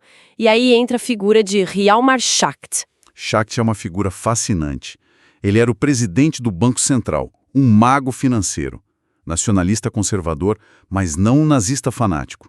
Ele achava que conseguiria controlar os impulsos mais radicais do partido usando sua genialidade econômica. E foi ele que criou o esquema para financiar o rearmamento em segredo. Foi um esquema engenhoso, as chamadas letras MEFO. Como isso funcionava na prática? Letras MEFO.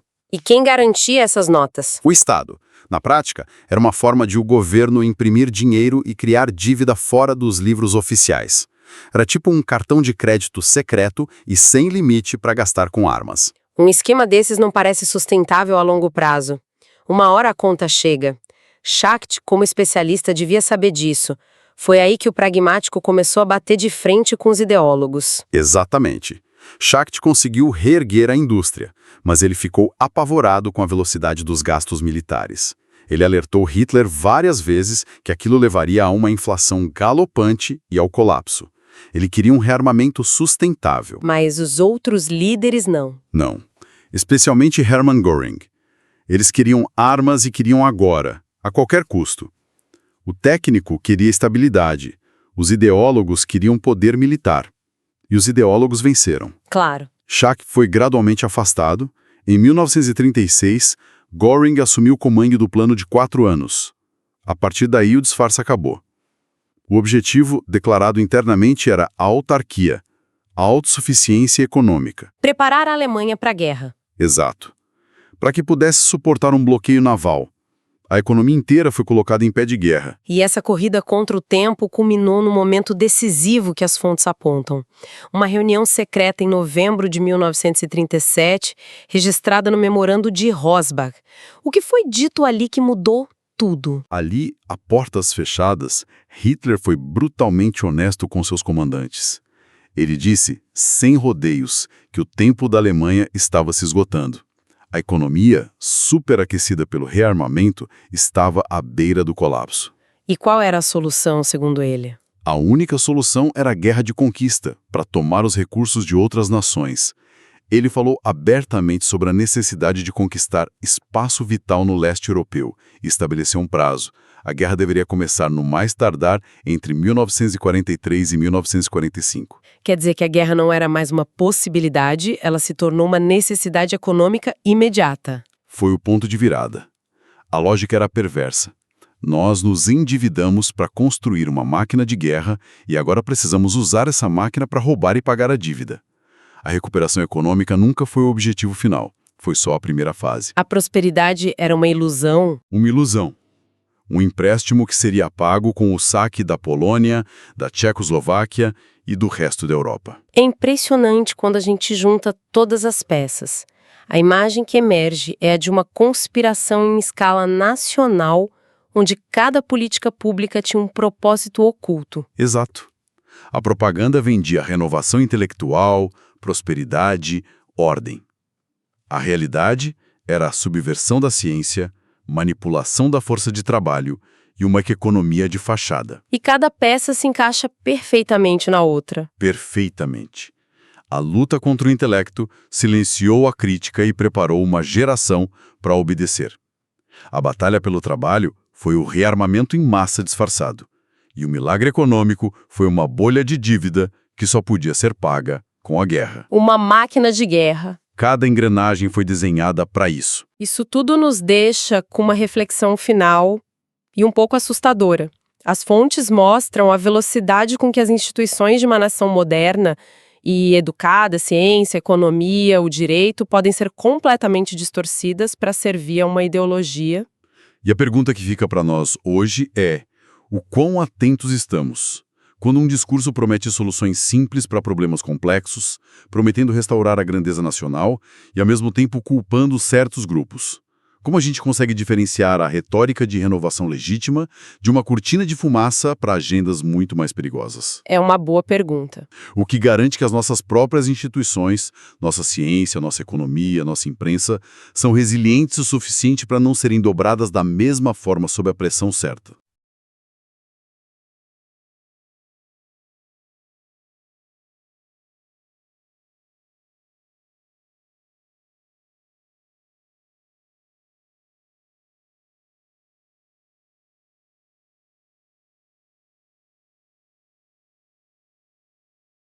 Bem-vindos! Hoje a gente vai mergulhar na quinta parte da nossa exploração sobre o Terceiro Reich. E o foco é uma ideia central, muito poderosa e, ao mesmo tempo, muito enganosa. A Volksgemeinschaft, a tal comunidade do povo. Isso, e as nossas fontes para essa análise são trechos de um livro de história que, assim, disseca muito bem como o regime tentou remodelar a sociedade alemã.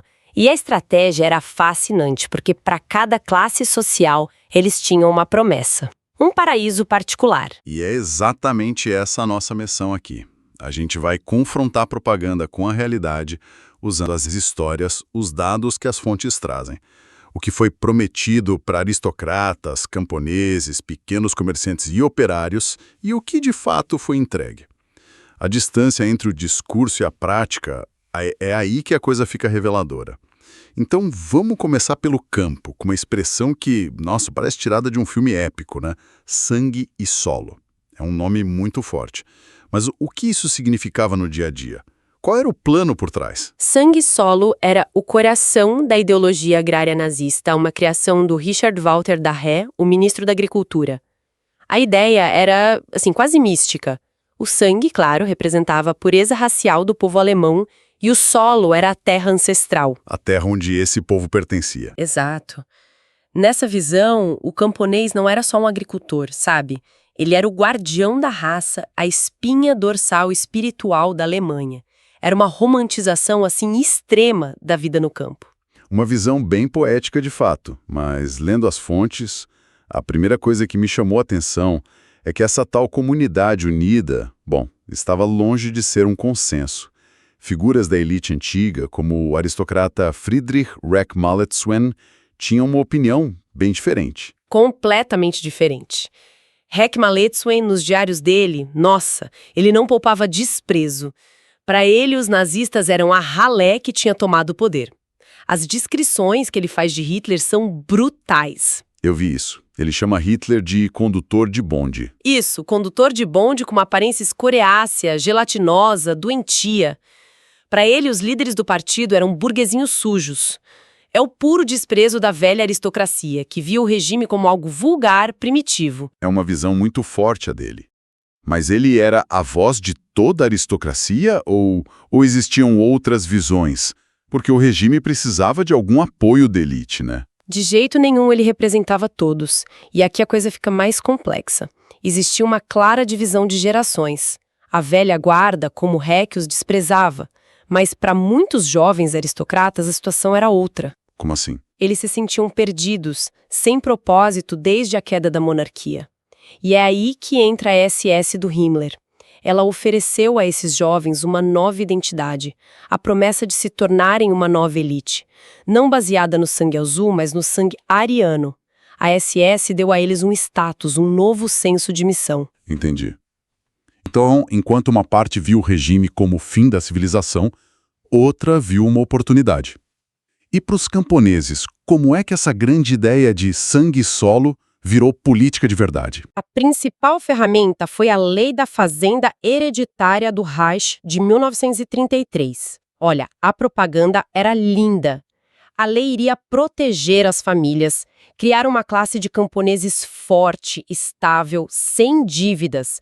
Ela dizia que fazendas de até um certo tamanho não poderiam mais ser vendidas, nem divididas, nem hipotecadas. E passariam integralmente para o filho mais velho. Exatamente, integralmente para o filho mais velho. Na teoria, parece uma tentativa de criar ali um paraíso agrário, de proteger a pequena propriedade. Mas, na prática, quais foram as consequências? Na prática, foi um desastre em câmera lenta. Primeiro, a lei deserdou automaticamente todos os filhos mais novos. Da noite para o dia, eles ficaram sem terra, sem herança, sem futuro no campo. As fontes descrevem o que se seguiu como uma guerra acirrada entre irmãos. Famílias foram despedaçadas. Nossa, é difícil imaginar o impacto. A lei que deveria fortalecer a família acaba jogando irmão contra irmão. Que desastre humano. E do ponto de vista econômico? Economicamente, foi paralisante. Ao proibir que a terra fosse usada como garantia, a lei impediu os fazendeiros de conseguirem empréstimos. Eles não podiam mais investir, modernizar, nem cobrir uma safra ruim. Na prática, eles deixaram de ser donos para virarem meros administradores de uma terra que pertencia à linhagem. Em vez de liberdade, eles receberam estagnação. Uma camisa de força. A utopia virou uma camisa de força. Essa paralisia no campo é impressionante. Mas agora eu me pergunto sobre o pessoal das cidades, a classe média, o famoso Mittelstand. Eles foram um dos pilares do apoio inicial ao nazismo.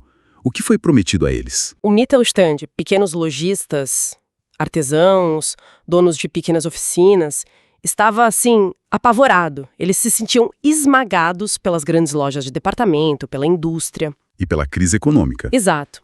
O Partido Nazista chegou com um discurso feito sob medida para eles. Prometeu proteger o pequeno negócio, restaurar a honra do trabalho manual, acabar com a concorrência das grandes corporações. É curioso porque nas fontes eu vi que no começo até houve algumas ações, né? Boicotes a lojas de departamento e tal. Parecia que a promessa ia ser cumprida. Mas depois algo mudou. A prioridade virou outra. Exatamente. Foi uma lua de mel bem curta. A partir de 1936, com o plano de 4 anos, a prioridade absoluta do regime passou a ser uma só: o rearmamento. E a lógica da guerra atropelou completamente as promessas feitas aos pequenos comerciantes. E os números que as fontes trazem são chocantes, porque entre 1933 e 1939, o número de oficinas de sapateiros diminuiu 12%, e o de carpinteiros, 14%. Como isso se explica se a economia estava supostamente melhorando? Se explica porque eles foram espremidos. Matérias-primas tipo couro e metal foram desviadas para as indústrias de guerra. A mão de obra qualificada foi recrutada para as grandes fábricas. E além disso, que é fascinante aqui, é a perda total de autonomia, que era o bem mais precioso para eles. Como assim, perda de autonomia? O regime impôs a filiação obrigatória em associações de ofício, as Innungen. Criou exames obrigatórios, a burocracia ficou sufocante. A promessa de restaurar a independência virou uma ilusão. Eles foram submetidos a um controle estatal intenso.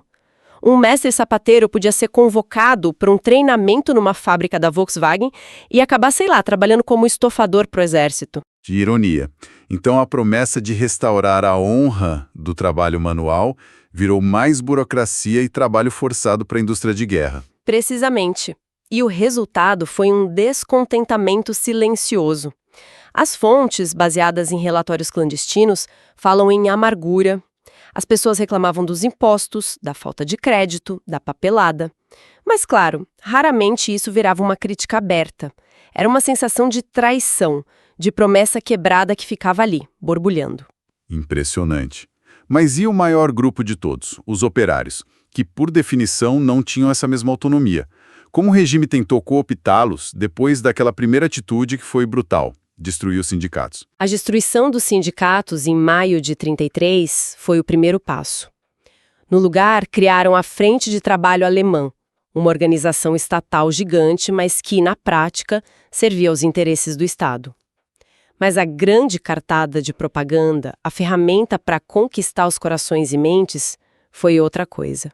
A organização Força pela Alegria, Kraft durch Freude, a KdF. Exatamente.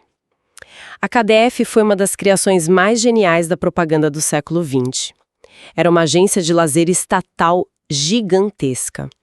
A lógica era: nós tiramos seus direitos, congelamos seus salários, mas vamos dar algo em troca.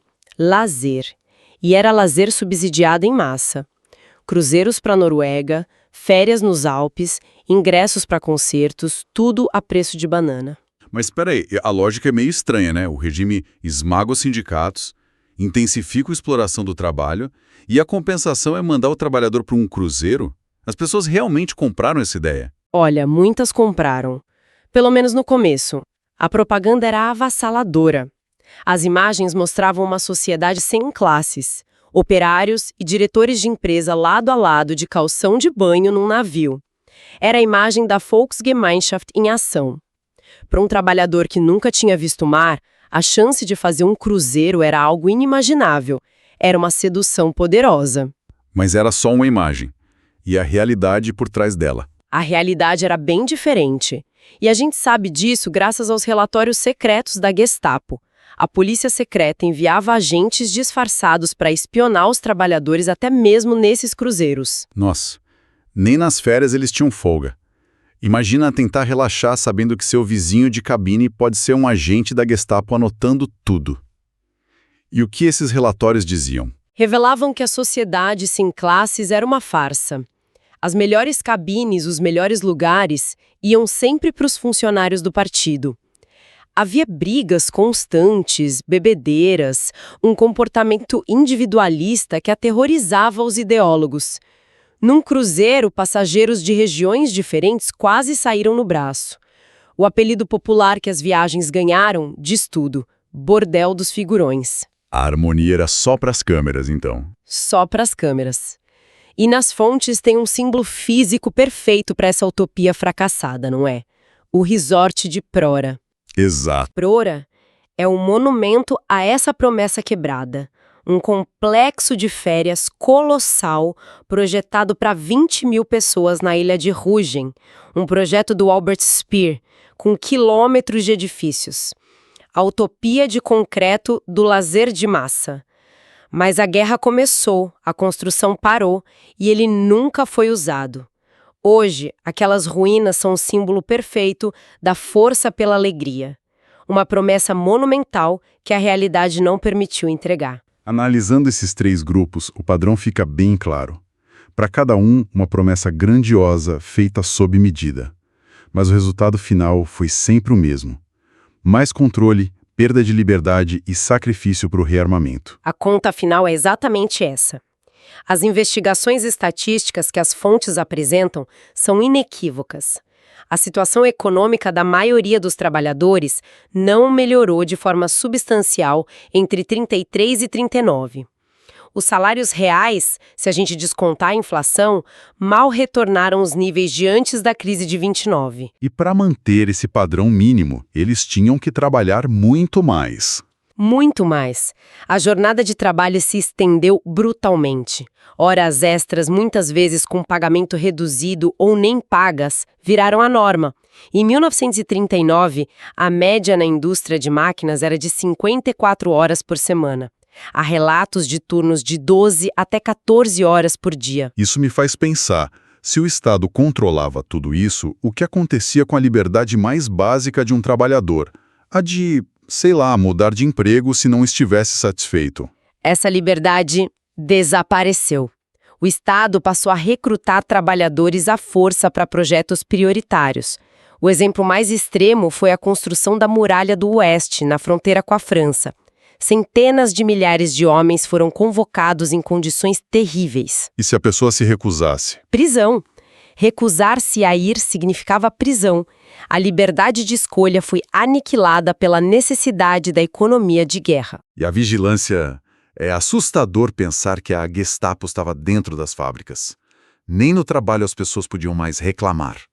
Isso transforma a ideia de comunidade em algo muito sinistro. Exatamente. Com o aumento do descontentamento, os próprios donos de fábrica começaram a pedir à Gestapo para colocar agentes no chão de fábrica. O objetivo era reprimir qualquer sinal de resistência passiva. Chegar atrasado, diminuir o ritmo de propósito, contar uma piada. A fábrica virou um espaço de vigilância constante. Fica muito claro, então. A comunidade do povo era, na verdade, uma fachada. Por trás da retórica de união, bem-estar e tradição, o que existia era uma máquina de mobilização da sociedade para a guerra. Sem dúvida. A propaganda da Volksgemeinschaft era o lubrificante social para um projeto de controle total. Prometia-se comunidade, mas entregava-se conformidade. Prometia-se prosperidade, mas exigia-se sacrifício. A união não era um fim, era um meio. O que nos leva a uma reflexão final, e talvez a mais importante, sobre o poder dessa palavra, comunidade. Sim, isso levanta uma pergunta crucial. Quando um discurso político promete resolver todas as fraturas de uma sociedade através de uma identidade coletiva forte e unificada, quais liberdades individuais e direitos de grupos específicos estão, na verdade, sendo colocados em risco? A promessa de união pode ser uma ferramenta de controle extremamente eficaz. A nossa análise hoje foi sobre a Alemanha dos anos 30, mas a pergunta ecoa até hoje. Como é que as noções de unidade nacional, comunidade ou o povo são usadas no debate público atual? Quando a gente ouve promessas para restaurar a grandeza de uma nação ou proteger um estilo de vida, talvez valha a pena perguntar: qual é a realidade social e econômica que essa retórica de união pode estar, na verdade, escondendo?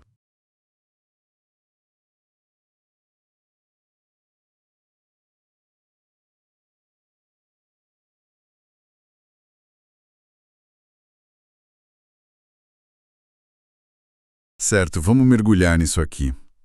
As fontes de hoje nos jogam em um dos períodos mais sombrios e complexos do século XX. Sem dúvida. Estamos olhando para a Alemanha nazista, especificamente para 2 momentos que funcionam como degraus, sabe? Numa escada para o abismo. As leis de Nuremberg, de 1935, e a violência da Noite dos Cristais, em 38. O que eu quero entender, e acho que é a nossa missão aqui, é a mecânica dessa escalada. Sabe, como é que uma ideologia de ódio que circula em panfletos, em discursos, de repente vira um documento com carimbo oficial? Vira lei. Vira lei.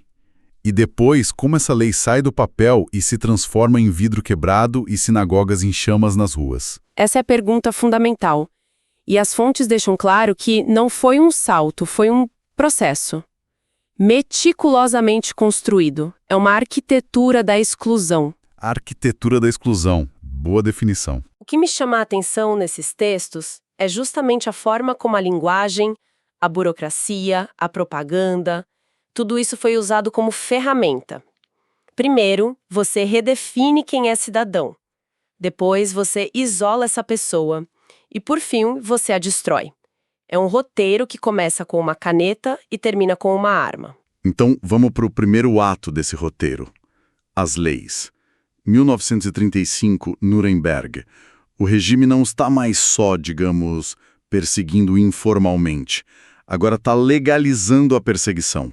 Como se faz isso? Como se escreve uma lei para apagar um grupo de pessoas da vida pública? Basicamente com 2 movimentos.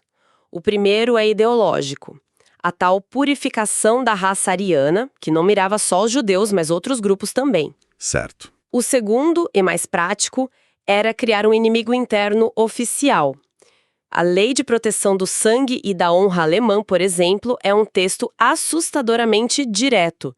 Proibia casamentos e relações sexuais entre judeus e não-judeus. É como se o Estado reescrevesse as regras do jogo. Exato. Na prática, é o Estado dizendo, olha, as regras mudaram e para este grupo aqui, o jogo acabou. Eles não podem mais participar da vida nacional. E aqui a coisa fica surreal, porque para aplicar essa lei, eles precisavam definir. Afinal, quem é judeu? E os textos mostram a confusão que isso gerou no próprio regime. Não era uma questão de fé, né? Não, de forma alguma. Era sobre sangue, uma ideia totalmente pseudocientífica. Eles criaram uma tabela, uma burocracia da pureza racial. Burocracia da pureza. É absurdo. Totalmente, é uma lógica de planilha para definir humanidade. Se você tivesse 3 ou 4 avós judeus, era considerado judeu pleno. Se tivesse 2, era um Mischling, um mestiço, de 1º grau. E com um avô, de 2º grau. Isso. Parece um detalhe técnico, mas é o coração da máquina. Porque essa definição arbitrária, baseada em quem eram seus avós, determinava absolutamente tudo na sua vida. É uma lógica de cartório, quase matemática. Mas isso funcionava na prática? As pessoas realmente, olhavam a árvore genealógica de alguém para decidir se eram inimigos ou era só uma fachada para um ódio que já existia e só precisava de uma desculpa? É a questão central. A burocracia não criou o ódio, mas deu a ele uma permissão, uma ferramenta. Ela transformou um preconceito vago numa regra clara que um funcionário público ou um vizinho poderiam, entre aspas, aplicar sem pensar muito na moralidade daquilo. Entendi. E as consequências eram imediatas, devastadoras. De um dia para o outro, essa classificação determinava se você podia ser médico, professor, funcionário público. Seus direitos mais básicos. Exato, eram revogados. As fontes são claras. O regime criou 2 categorias de pessoas. Havia os cidadãos do Reich, de sangue alemão, com plenos direitos, e havia os súditos do Estado, que tinham deveres, como pagar impostos, mas não tinham direitos políticos. Sua identidade virou uma sentença. É impressionante a frieza burocrática disso tudo. Mas fico pensando, uma lei no papel é uma coisa. Como isso se traduziu para a rua? Para o vizinho, para o dono da mercearia, as fontes dão uma ideia de como era viver nesse ambiente. Sim, e era sufocante. A exclusão se tornou visual, pública. As fontes descrevem as placas que começaram a aparecer em todos os lugares, na entrada de cidades, de parques, de piscinas. Juden sind hier unerwünscht. Judeus não são bem-vindos aqui. Isso. Em algumas cidades, os bondes tinham avisos para a população ariana não se sentar perto de judeus. O objetivo era a humilhação diária, constante. fazer com que a pessoa se sentisse uma estranha na própria casa. É um ataque psicológico em massa. Exatamente. E, ao mesmo tempo, acontecia a parte econômica do plano, a arianização. Que é um eufemismo para roubo em larga escala, né? Totalmente. Negócios e propriedades de judeus eram forçadamente vendidos por valores irrisórios a alemães puros. Então a ideologia andava de mãos dadas com a ganância. Muita gente se beneficiou diretamente dessa exclusão. E as fontes trazem um relato que eu achei muito forte, o de Melita Mashman. Ela era uma jovem membro da Liga das Moças Alemãs, o braço feminino da juventude hitlerista. Sei qual é. Ela conta como a propaganda martelava na cabeça dela a ideia de que os judeus eram a causa de todos os males. E ela tinha uma amiga judia na escola. Mesmo assim, ela diz que começou a acreditar naquilo. Como? Como isso é possível? Como a propaganda consegue ser mais forte que a amizade, que a experiência pessoal? O caso da Mashman é um exemplo perfeito do poder da repetição e do pertencimento. A propaganda nazista não era sutil. Jornais como Der Stürmer publicavam caricaturas grotescas, desumanizando os judeus. O rádio, os comícios, tudo criava uma câmara de eco, sabe? Sim. Para uma jovem como a Miela, fazer parte daquele movimento, daquela comunidade nacional, era excitante. E o preço para pertencer era aceitar a ideologia por completo, inclusive a parte que demonizava a amiga dela. E o sistema incentivava a denúncia, né? Muito. As fontes falam de um aumento enorme nos processos por Rassenschande, ou contaminação racial. Vizinhos entregavam vizinhos. Um olhar, uma conversa, podia virar um crime. Esse clima de suspeita pulveriza a confiança social. A indiferença da maioria, o medo de se opor e o oportunismo de alguns. Pronto, você tem o ambiente perfeito. Então você tem essa panela de pressão legal e social sendo aquecida por anos. Qual foi a faísca que fez tudo explodir em novembro de 1938, na Noite dos Cristais? O pretexto, a faísca oficial, foi o assassinato de um diplomata alemão em Paris, Ernst von Hart. O assassino foi Herschel Grünspan, um jovem judeu polonês de 17 anos. Ele estava desesperado pelo que as fontes dizem. Sim, os pais dele tinham sido parte de uma expulsão em massa de judeus poloneses da Alemanha, jogados na fronteira em condições terríveis. Grünspan queria protestar, chamar a atenção do mundo. Mas as fontes deixam bem claro que o regime estava só esperando por uma desculpa como essa, não é? Totalmente. Isso foi o que eles chamam de casus belli. A notícia chegou a Munique, onde a liderança nazista estava reunida.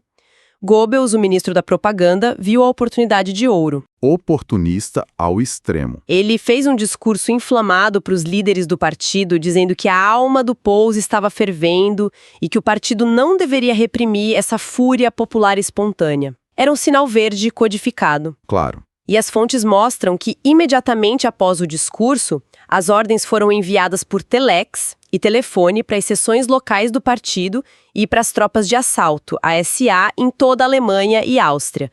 Nada foi espontâneo. E quando a gente olha os números que as fontes trazem, a escala é avassaladora. É difícil até de processar. Estamos falando de mais de 1.400 sinagogas e locais de oração destruídos, casas invadidas, as ruas ficaram cobertas de cacos de vidro, daí o nome cínico, Noite dos Cristais. E é crucial lembrar que a violência não foi só contra propriedades. Pessoas foram arrastadas de suas casas, espancadas publicamente, humilhadas. O número oficial de mortos na hora foi de 91. Mas as estimativas reais são bem maiores. Muito maiores, incluindo os que morreram depois ou cometeram suicídio, chega a centenas, talvez milhares. E o passo seguinte foi ainda mais sinistro. Cerca de 30 mil homens judeus foram presos e enviados para os primeiros campos de concentração, Dachau, Buchenwald. Isso foi uma virada de chave. Completamente. Não era mais só humilhação, era encarceramento em massa. E logo depois dessa noite de terror, o cinismo do regime atinge um novo patamar. Eles culpam os judeus pela destruição. É inacreditável.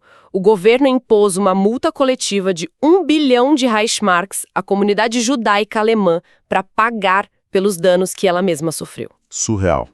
E as fontes descrevem uma reunião que aconteceu no dia 12 de novembro, logo após o pogrom, com os principais líderes, Hermann Göring, Reinhard Heydrich, e essa transcrição é um dos documentos mais chocantes da história. Sim, essa parte das fontes é de gelar o sangue. Eles não estão discutindo moralidade, estão discutindo logística. É uma reunião de negócios sobre como otimizar a perseguição. Exato. Göring reclama do prejuízo econômico, da destruição de bens que poderiam ser úteis para o Reich. Ele chega a dizer, com uma ironia macabra, eu preferia que vocês tivessem matado 200 judeus em vez de destruir tantos valores. É a burocracia do mal em sua forma mais pura. Heydrich sugere forçar os judeus a usar uma insígnia de identificação. A estrela amarela. A ideia que se tornaria a estrela amarela. Goebbels quer proibi-los de ir a teatros e cinemas. Eles discutem como se fosse um detalhe de transporte, a criação de vagões de trens separados. A conversa é fria, gerencial. Eles estão planejando abertamente como acelerar a expropriação total. Isso. E tornar a vida dos judeus tão insuportável que a única opção seria emigrar, deixando tudo para trás. Fica claro que a violência nas ruas não foi o objetivo final. Foi uma ferramenta para acelerar o processo. Exatamente. Foi um catalisador. A violência serviu para aterrorizar a comunidade judaica, para mostrar que não havia mais futuro para eles na Alemanha e para testar a reação da população alemã e do mundo. Então, juntando tudo isso que as fontes nos mostram, o padrão é assustadoramente claro. Começa com a palavra, a propaganda que desumaniza. Sim. Ela se torna lei, criando uma base racional para a discriminação. A lei se infiltra no cotidiano, isolando as pessoas. E, finalmente, tudo isso explode em violência física, organizada e sancionada pelo Estado. Não foi um acidente de percurso. Foi o destino lógico de todo o processo. Perfeito. E o que é realmente assustador nas fontes é que a Noite dos Cristais não foi uma falha do sistema. Foi o sistema funcionando perfeitamente como planejado. Foi o teste final para ver se a burocracia, a polícia e a população estavam prontas para o próximo passo. E a resposta que o regime obteve foi um retumbante sim. Mostrou ao mundo, e principalmente aos próprios judeus, que qualquer ilusão de segurança tinha acabado. Abriu a porta para o que viria a seguir. Exato. Hitler, num discurso em janeiro de 1939, citado nos textos, basicamente anuncia os próximos passos. Ele profetiza a aniquilação da raça judaica na Europa se uma nova guerra mundial começasse. A Noite dos Cristais foi o ensaio geral para o Holocausto. E a reação da população alemã não judia? As fontes falam sobre isso. Falam e mostram que foi complexa. Houve quem participou ativamente dos saques, quem aplaudiu, mas muitos ficaram horrorizados, em silêncio. O famoso silêncio. Pois é, há um relato poderoso de um operário que diz: ninguém me convence de que o povo fez isso. Eu dormi a noite inteira. Meus colegas de trabalho também, e nós somos o povo, não somos. Que forte isso. É uma dissociação. Uma recusa em aceitar que seus compatriotas pudessem fazer algo tão bárbaro, mesmo que não fizessem nada para impedir. E isso nos deixa com uma reflexão, talvez a mais importante. Qual? Em que ponto a passividade de uma maioria, o silêncio dos bons, se torna uma forma de cumplicidade? E o que é preciso para que uma sociedade resista a uma onda de ódio quando ela é orquestrada, legitimada e executada pelo próprio Estado, que deveria proteger a todos?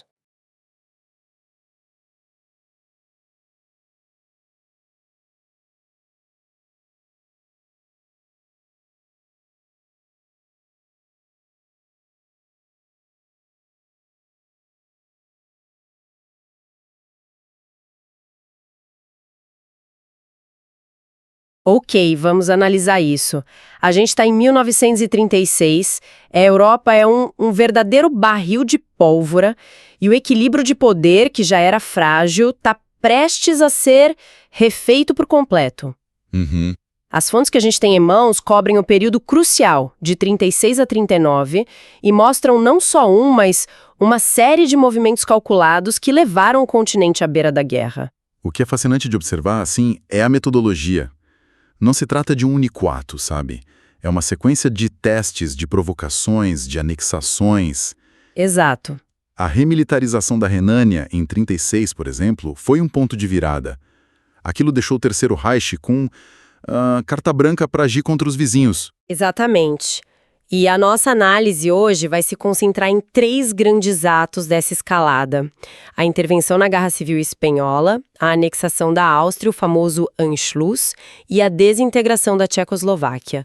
Como um evento levou ao outro. E qual era a reação, né, tanto dentro da Alemanha quanto no resto da Europa. É uma ótima forma de organizar a discussão. A primeira peça desse dominó, curiosamente, acontece na Espanha. Em julho de 1936, um levante militar liderado por Francisco Franco tenta derrubar a República. Hitler vê uma oportunidade. Por que ele se envolve? As motivações são múltiplas. Primeiro tem um motivo político. Evitar uma vitória republicana que era apoiada por comunistas criaria um obstáculo aos planos de expansão dele. Certo. E apoiar o Franco cimentaria a aliança com a Itália de Mussolini. Foi ali que nasceu o que a gente veio a conhecer como o eixo Roma-Berlim. Mas tinha também um motivo muito prático, talvez o principal. A Espanha se tornou um laboratório. A Legião Condor, que era uma unidade da Força Aérea Alemã, Da Luftwaffe. Isso, da Luftwaffe. Ela foi enviada para lá para testar novas táticas, novos equipamentos. E é nesse laboratório que acontece um dos eventos mais chocantes da época, que é Guernica. O que as fontes dizem sobre isso? Guernica foi um ato de terror calculado. Em abril de 1937, aviões como os Junkers e Heinkel despejaram quase 90 toneladas de explosivos e granadas shrapnel na cidade. E o alvo eram civis, né? Isso que é o mais assustador. Exatamente. O alvo eram civis, num ato de terror aéreo que chocou a Europa e que foi, claro, imortalizado na famosa pintura do Picasso. Nossa. Aquele ataque confirmou os efeitos devastadores do bombardeio aéreo. Serviu como um aviso, sabe? Um aviso muito claro para o resto da Europa. Da Espanha, o foco se volta para a terra natal de Hitler, a Áustria. A ideia de unir os dois países, a Anschluss, não era exatamente nova, mas como ela se concretizou em 1938... Foi mais uma anexação por intimidação do que uma guerra. Um processo de chantagem. Como assim? Hitler usou os nazistas austríacos para criar instabilidade interna. Ao mesmo tempo, ele pressionava o chanceler austríaco, o Kurt von Schuschnigg, em um encontro em Berchtesgaden, em fevereiro de 1938. E essa reunião foi tensa, pelo que eu li. Tensa é pouco. Foi uma humilhação. As fontes descrevem uma diatribe violenta de Hitler contra o Schuschnigg, ameaçando uma intervenção militar se as exigências dele não fossem aceitas na hora. Que loucura! E o que o Schuschnigg fez? Ele tentou reagir? Ele tentou uma cartada desesperada. Anunciou um referendo sobre a independência da Áustria. A ideia era mostrar que o povo não queria a união. E? Deu errado. Vertiginosa. Como a Alemanha justifica a invasão? Eles fabricam um pretexto. O Göring, de Berlim, liga para os nazistas austríacos e literalmente orquestra um pedido oficial de ajuda para restaurar a ordem. Então eles criaram o caos e depois pediram para eles mesmos resolverem o caos. Exato. Enquanto isso, o Schuschnigg renuncia, faz um discurso emocionado no rádio para evitar derramamento de sangue, e as tropas alemãs cruzam a fronteira. E são recebidas por multidões em festa. Sim, e é aí que a coisa fica complexa. Havia um apoio popular genuíno, com bandeiras suásticas e saudações de Heil. As imagens são reais. Mas, ao mesmo tempo, a repressão foi imediata. A Gestapo agiu rápido, prendendo opositores, e a violência antissemita explodiu. Explodiu como? As fontes descrevem cenas de humilhação pública em Viena. Judeus sendo forçados a limpar ruas, a limpar pichações, cercados por multidões que zombavam deles. Que horror! E foi nesse cenário que um cara chamado Adolf Eichmann apareceu. Em Viena, ele desenvolveu um sistema muito eficiente de expropriação e emigração forçada que se tornaria o modelo para o resto da Europa. Depois da Áustria, o próximo alvo é a Tchecoslováquia. Mas aí o cenário é diferente, né? Não era um país em crise, mas uma democracia funcional. Exatamente. A Tchecoslováquia era uma democracia robusta, com um exército bem treinado e uma indústria de armamentos forte, tipo a fábrica da Skoda. E tinha uma aliança com a França, se não me engano. Tinha uma aliança formal com a França. Então a estratégia de Hitler precisava ser, digamos, mais elaborada. E qual foi o pretexto dessa vez? A questão dos Sudetos. A Tchecoslováquia tinha uma minoria de uns 3 milhões de alemães étnicos, principalmente nessa região. E Hitler usou isso. Usou e abusou. Através do Partido Alemão dos Sudetos, ele começou a alegar que essa minoria estava sendo oprimida e a máquina de propaganda do Goebbels, Entrou em ação. com força total, criando histórias de horror, de maus tratos aos alemães pelos tchecos. É aqui que entra em cena a famosa política de apaziguamento, o que a Grã-Bretanha e a França fizeram. O medo de uma nova guerra era imenso. As finanças britânicas estavam frágeis e tinha um pavor dos bombardeios aéreos que Guernica tinha mostrado que eram reais. E o Chamberlain? O Chamberlain acreditava que podia aplacar Hitler satisfazendo o que ele via como exigências razoáveis. Corrigir os erros de Versalhes, essa era a ideia. Exatamente. Tem aquela frase famosa dele sobre ser horrível ter que cavar trincheiras por causa de uma briga em um país distante, entre pessoas de quem nada sabemos. É uma frase que resume bem o sentimento da época. Totalmente. O que nos leva à Conferência de Munique em setembro de 1938. O que foi decidido lá? Em Munique se reuniram Hitler, Mussolini, Chamberlain e o primeiro-ministro francês. O detalhe surreal é que os representantes da Tchecoslováquia não foram convidados. Não foram convidados para decidir o destino do próprio país. Ficaram do lado de fora da sala. O acordo permitiu que a Alemanha anexasse os Sudetos. E o Chamberlain voltou para casa como herói. Como um herói, declarando ter alcançado a paz para o nosso tempo. Internamente, as fontes mostram que Hitler viu aquilo como uma vitória esmagadora obtida sem disparar um único tiro. Mas essa paz, claro, não durou. O apaziguamento não funcionou. Qual foi o passo seguinte? Em março de 39, menos de 6 meses depois, Hitler quebra o acordo e ocupa o resto da Tchecoslováquia. Acabou a desculpa de unir os povos de língua alemã. Ali ficou claro que a ambição era a dominação. A opinião pública britânica muda drasticamente. O Chamberlain percebe que foi enganado e oferece uma garantia de independência à Polônia, que era o próximo alvo óbvio. E aí a gente chega num dos movimentos mais cínicos e surpreendentes da história, o Pacto Nazi-Soviético. O Pacto Molotov-Ribbentrop, um choque total. 2 inimigos ideológicos mortais, nazismo e comunismo, assinam um pacto de não agressão em agosto de 39. Qual a lógica disso? Para Hitler, qual era a vantagem? Para Hitler, era evitar uma guerra em 2 frentes. Ele podia invadir a Polônia sem se preocupar com uma retaliação soviética no leste. E para o Stalin, por que ele faria um acordo com o maior inimigo dele? O Stalin desconfiava das potências ocidentais. Ele achava que eles queriam empurrar a Alemanha contra a URSS. Então, para ele, o pacto significava ganhar tempo para se rearmar. Só isso? Não. E essa é a parte crucial.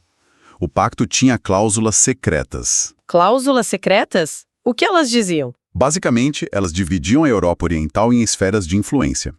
A Polônia seria partida ao meio entre a Alemanha e a União Soviética, e a URSS teria carta branca para agir sobre os estados bálticos. Nossa, era um acordo puramente imperialista. Puramente pragmático e imperialista. Então, o que tudo isso significa?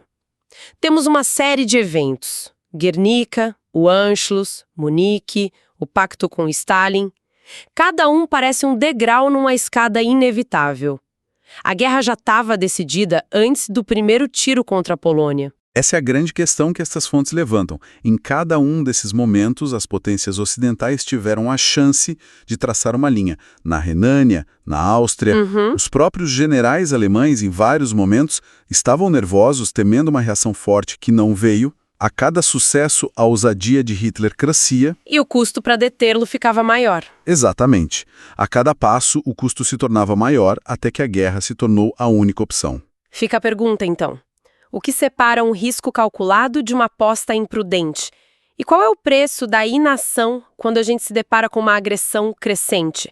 As respostas talvez não estejam só no passado, mas continuem a ecoar nas decisões de política externa de hoje.